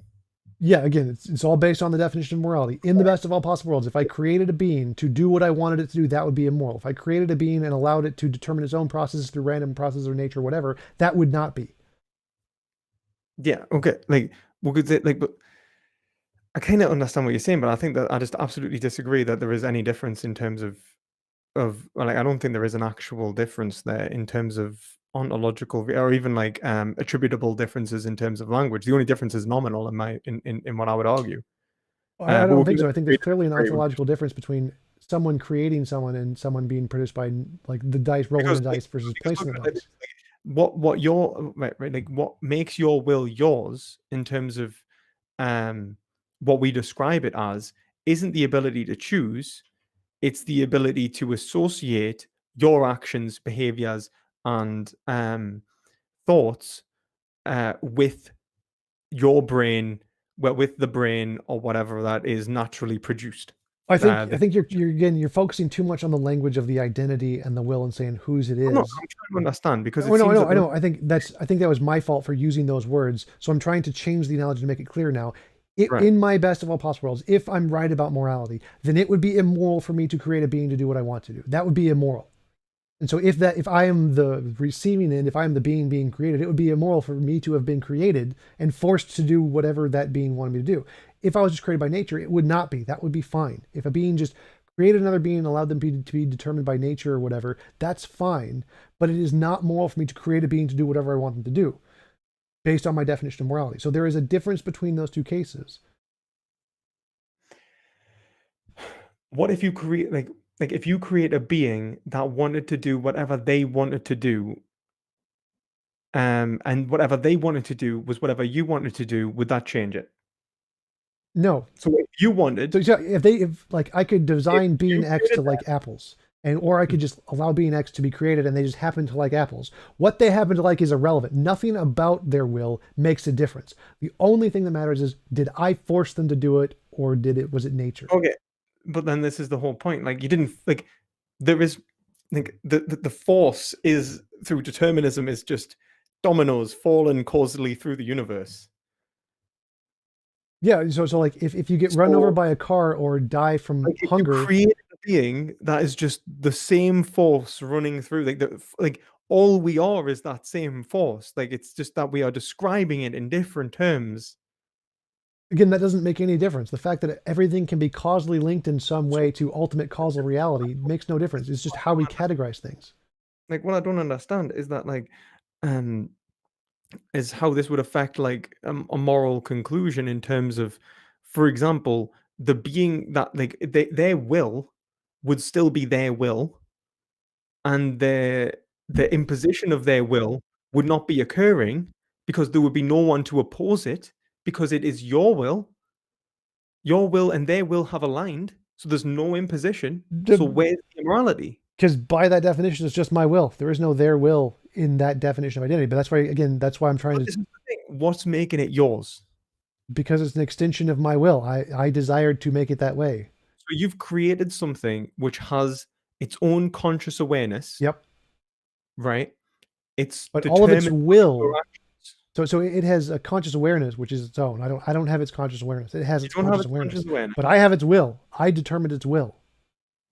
You've constructed it to have a will that is an aspect of your will. A part of your will was to construct this will. You've constructed that. Yeah. How is it your will? Well, if I determined what it wills to do, then it's my will. Like if I said all of the things in my head are going to be transferred into what it wills or what it, in some way, then its Why will did is just, no, if it's got its own conscious awareness, which is right. separate from yours, Yep. and it has simply the exact same thoughts and behavior patterns that you've gave it, No. how is it any more yours than its? Because again, it's all determined by me. Like it doesn't have an You itness to weren't. it. You are determined by something else. Yep, that's fine. So again, And if so it's how is it determined by a determined by? being, it's immoral. If it's not determined by a being, it's not immoral. So again, just take the common moral example. If I kill someone, that's immoral. If a rock falls on someone, most people don't consider that to be immoral. There's a difference But between in those two. terms of the physical causal nature of morality, which you're proposing, there is no difference.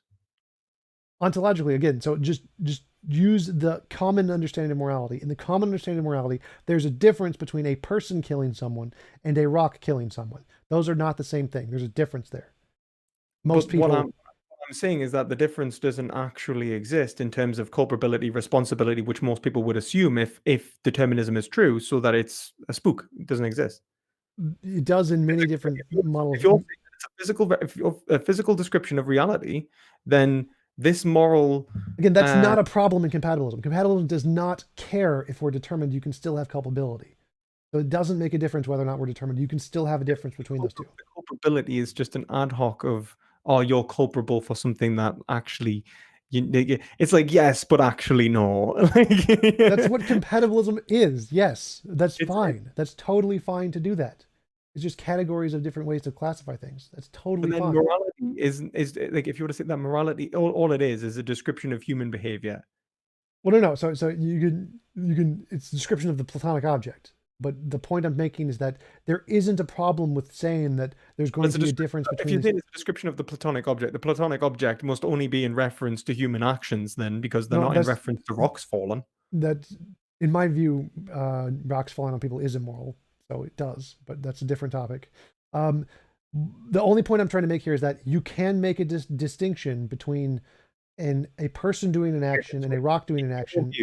Just to clarify, in your view, the rock falling on someone would still be immoral, yeah? Yes, absolutely. Because it would be an 100%. imposition of their will. Yep, always. Right, cool. In which case, can we not say that there is like for example, the imposition from nature and the demon is identical in the sense that it'll either always relate to nature or always relate to the No, demon in the no, sense that it's a predetermined causal action. no. That there is Again, no actual choice there. It is the illusion of choice that you are relying upon to say that there is an actual difference. No, because again, the difference isn't you coming into existence. Creating a being isn't immoral. I'm not an antinatalist in that sense. So that's fine. It's the creating a being and then determining the process it wants to be. So the process here is if I create a being in my world and make them do everything I want them to do, that's immoral. If I just create a being and let them fumble around in nature, that's them. Because whatever parts of nature that determine who they are is also a part of them. It is their who they But just are. the same as the demon, they are a part of the demon just as much as Yes, the they're a demon part is of a the part of demon. them. They're a part of the demon, which means they're They're not them. No, because they own that aspect of the demon just as much as the demon owns that aspect of themselves. No, they don't own the part of the demon owns the demon. No, because neither of them own it. Neither of them caused it. Neither of them have any capacity to associate themselves with it to a greater degree. It is the same thing occurring in two separate places. No. So in the nature case, the parts of nature that determine you are a part of you. You own those cases. In the demon case, you don't own those cases. The demon owns those cases. But then the ownership, you said, like, we made a distinction in terms of identity, didn't we, between like ownership in terms of being able to associate one's labor Right. and association of oneself with phenomena, like with the reality that we experience, like the totality of our experiences. Well, the reality is that there is no difference in our associations between the mental objects in my head and the mental objects in their head. If they're both the same, right? Let's say my will and their will in a certain aspect is the same. That is just as much an aspect of my will as it is their will. No, again, There is so ownership is determined by the causal process in which the thing came about. Like if there's a car and we want to say whose car it is, whoever's causal process caused the car is their car. So the causal process in the demon case. If you say it's causal, then we can agree that neither of them caused those things in the first place. That's an illusion. If the demon created someone, they caused it. So we're assuming No, like, but no. The demon thinks they caused it, but that was an illusion of free will. There was a greater demon, or it was nature. So we're going to get rid of all of the infinite regrets and say there is a God who is the thing, or nature is the thing. No, rather than saying God, because God implies like an actual free agent.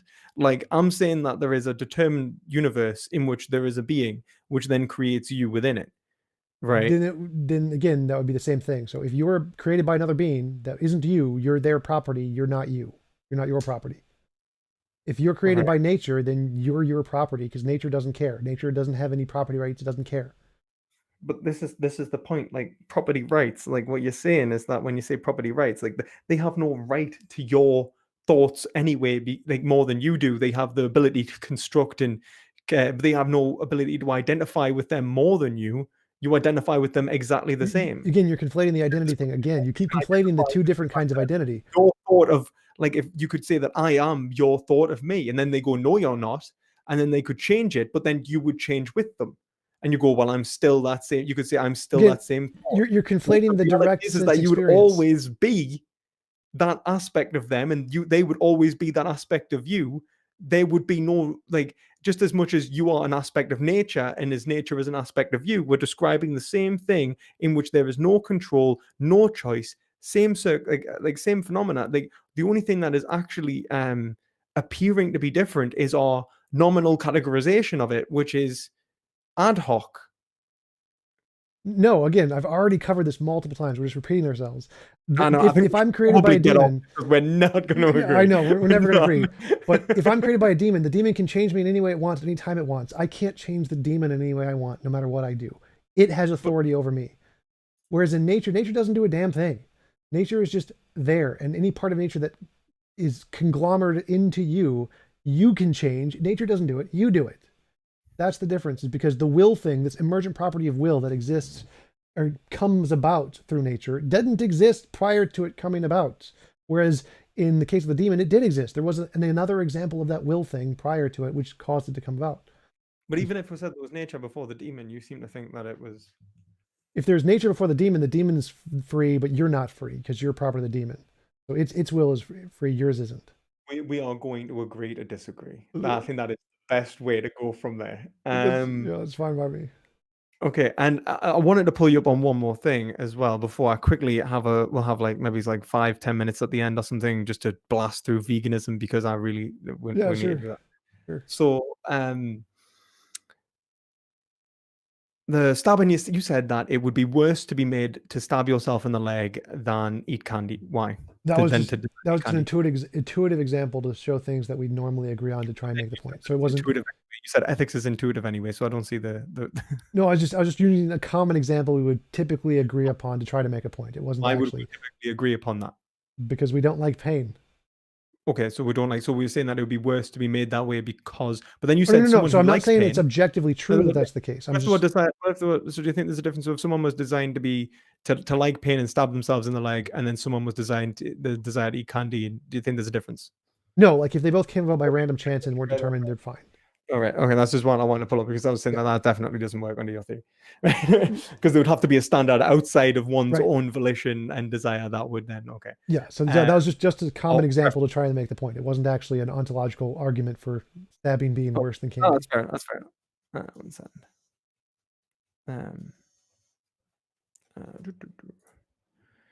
Um, right. Um, right. I'm gonna have to go in a second because I'm just getting a call. But 1 second.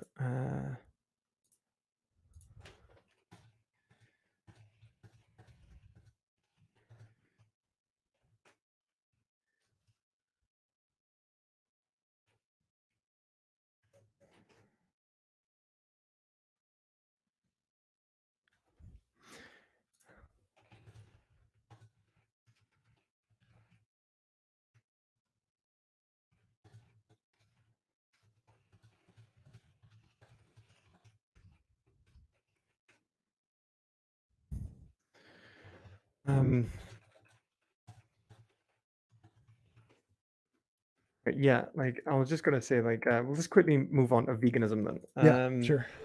Just okay. So you would agree that veganism is the moral thing to do. Yes. Killing animals is immoral Why aren't you doing it? because I don't care. I like cheeseburgers. You say you don't care, you like cheeseburgers and it's the moral thing to do, but then you're saying the best of all possible worlds, we would all be doing the moral thing to do. So you would agree that you are being irrational for not doing it. Yeah, immoral. Yeah, I wouldn't say irrational because I have a rational desire for the taste of food, and I don't think and that is more important to me than the rational desire to be moral. Therefore, But I'm in the best of all possible worlds, then would you say that we would be vegan, or would you? I guess in the best of all possible worlds, you say there wouldn't be a contradiction. Would be eat animal products and not? yeah. Uh, You could just have steaks fall from the sky. okay. But which world would be better? The world in which there was the least imposition of will, or like more or less imposition of will. What? Least imposition of will is always better. Like so, for example, the best of all possible worlds is the least imposition of will. But world A is our world, which people impose their will upon animals. Yeah, In world B is the world in which they don't impose their will upon animals. yeah. B is Um, more moral. B is better. Yeah, Yeah, B is more moral. And so you should want to be in B. should want to be in B. Like what we Or want would is you, irrelevant are to you my saying morality. So it's like I so don't like need to want the moral things. I could be an immoral person and want immoral things. I could be Hitler and want to kill lots of people, and that would be contrary to what the best of all possible worlds would be. What I want, I the don't best of all think possible that worlds isn't about what wants. I really wouldn't describe what you're describing as morality. Like I would not in terms of like I would say like moralis, like if we look at like what morality is and has been described out through history, like I mean moralis is it's come to be known as a noun in certain circles, like would describe my values, blah blah blah. But in reality moralis is moralis is a derivative from ethikos, the Greek, like moralis Latin, ethikos the Greek, and that means like pertaining to behavior, in which they say it's the standards in which we use to determine our actions. um and what you're describing seems not to be about morality. What you're trying to describe is the good. You're trying to describe the platonic good, not morality. Right, but then if we use the good as the grounds to determine what our actions should be, it could be the same thing. But then, in which case, if we were to say that, then in which case you should want, if you're saying it's the grounds, Yeah, yeah. then you So should, if then I I'll be, was if I was a moral person and I wanted to be moral, then I would use this as a basis to determine that I should want to be in a world where there was no meat. But I but like, don't care so, about morality. I care so about you were saying meat. like, so if you were to say that, like, so you should want to be you should want to be Yes. vegan, Yes, you should want to be vegan. right? I just don't care. I just like cheeseburgers. Why don't you care? Probably because like motions and pleasure mean more to me than morality. Even at the expense of others. Yes. So if you were given the option to hurt someone and it would bring you pleasure, you would do it. Um, Probably. Okay. So Like if I was given the option between my life benefit or someone else's life benefit, I would choose mine. I would say that what if if it was your life benefit and the benefit of, let's say, 5 starving children in terms of, let's say, £5 and then 5 starving children? You wouldn't have any guilt afterwards either. I'm not. What do you mean? Like if I was saying feed me or feed the starving children, I chose to feed me. Yeah, I'd feed me every time. Like my life, I value more than all of the No, no, starving no, no. children. Like more. I mean, like not. I mean, like for example, you could donate 1 meal a week to starving children. Um, like I could do that, but I mean, I don't know what you mean. Like, Okay. Well, what if I was saying that like let's try and say this another way.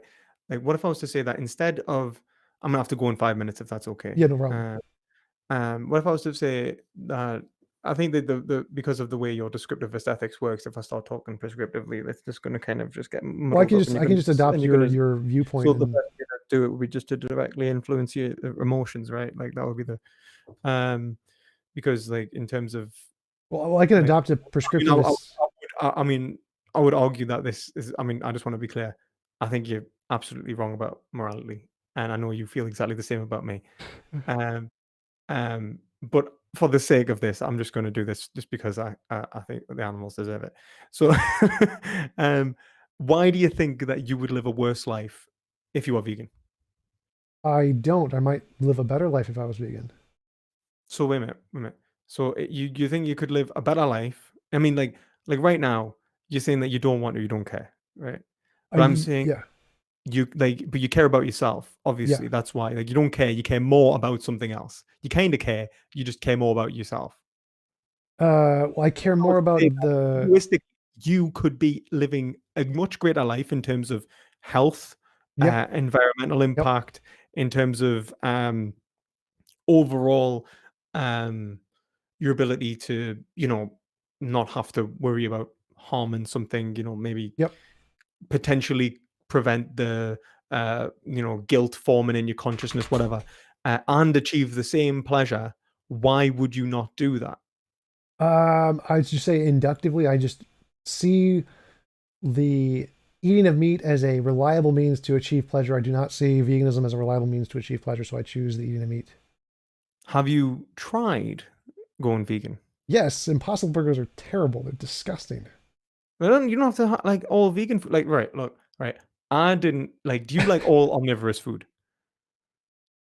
No, Like all meat, dairy, and eggs, and all them animal products. You like all of them, and every combination. no, in every combination. No, pineapple does No. not go on pizza.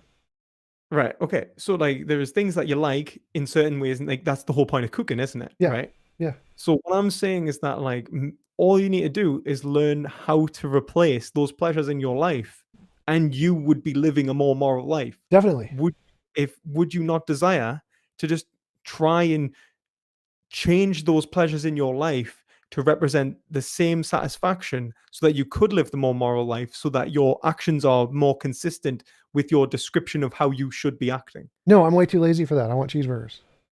Like you're absolutely right. I could potentially do the research and the effort to find vegan alternatives that tasted just as good as meat alternatives, but I'm too lazy for that. I like cheeseburgers. I know cheeseburgers taste good. I'm good with that. Right. But why do you not want to do the research anyway? I'm lazy Because you could find a pleasure that was better. because I'm lazy. I don't want to do the research. That's Okay, you're research lazy, is but anti-pleasure. you're lazy, which is like, right, like you don't want to do it because It's yeah, yeah. it would bring Research some is form of pain. dissatisfaction. Research is suffering. But okay, yeah, but let's say you did it, it's possible that it could be worth it in the sense that you could gain greater pleasure overall. Even if you didn't go vegan, you might simply discover new meals that you would enjoy. But like, there's a good chance you could go vegan if you were to replace them, like, hypothetically. So, would you? Would it not be worthwhile in the end? It could be, but it could not be. So the way I see it intuitively is that right now I'm at a watering hole in a desert, and there could be another bigger Oh, watering hole over there, but I'm not going to travel to do it because I'm happy with this watering hole. heart attacks. like Heart attacks? things like animal products, like, we're talking about like vascular disorders, things like, dementia, like they're pretty fucking horrible. Um, I think we can agree that you would probably want to avoid those like negatives. Typically, I guess, yeah.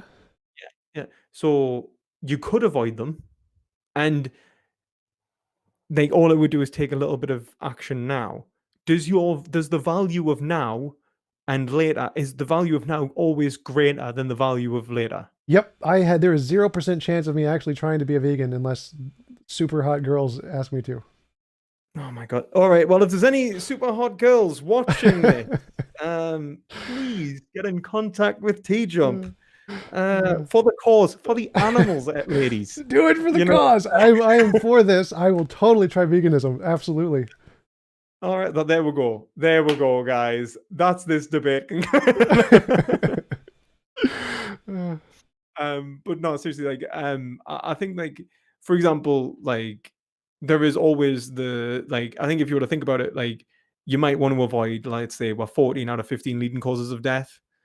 Um, and that pretty horrible chronic illness, 10 years of suffering that you could probably get away with not feeling. I think if you think about it rationally, you're gonna value then as much as you value now, because they are both present moments of your experience. So it would be more rational for you, in reference to your desire, to achieve at least a plant-based lifestyle. Oh yeah, I totally agree. I think that's perfectly reasonable and rational. I just think I value the current now and the laziness and the taste of cheeseburgers more than I value the future perception of those things. So I just Or don't the care. future suffering, like that, like, because you could obviously, like, like but then the reality is you'll always value suffering the same, which is why it's like Yep. I think your argument is perfectly rational and reasonable. I just like cheeseburgers too much to care. okay. So would you agree that you're being irrational then? Yes. Happy Okay. Right, well, I guess there's no, I can not do anything from that. Like, okay. If Well, liking cheeseburgers is irrational, lock me up, right?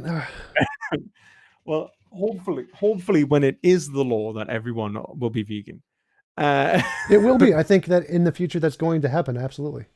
I think so too.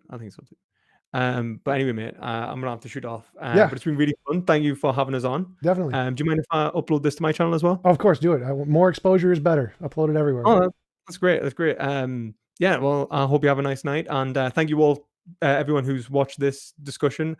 I hope that, because we've got, I mean, half of it was metaphysics and epistemologies and just arguing at each other about those things. So for everyone who's watched, my God bless you. Like, how did you make it through this?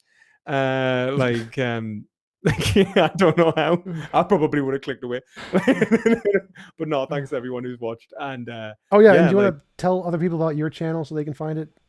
are you sure? Like, is that all right? Yeah. Yeah. Yeah. So I'm Perspective Philosophy. You can find me at Perspective Philosophy on YouTube. Yeah. I also have a Discord server. Yeah, if you like, it's not as, I don't know if it's as active as TJumps, but if you ever want to get in contact with us and ask us a question about this debate, that would probably be the best place. And yeah, like, it's all about, my channel's all about like learning philosophy, like in a variation of different forms. And I'm actually writing my PhD on defending animal liberation. So yeah, in a very, very different ethical mainframe than TJump right here. So, Okay, mine's better. yeah. We'll just... But thank you again for having us on, and thank you all for watching. Yeah, thanks for coming on. It was a lot of fun. I'll talk to you later. Yeah, take it easy, mate. Bye.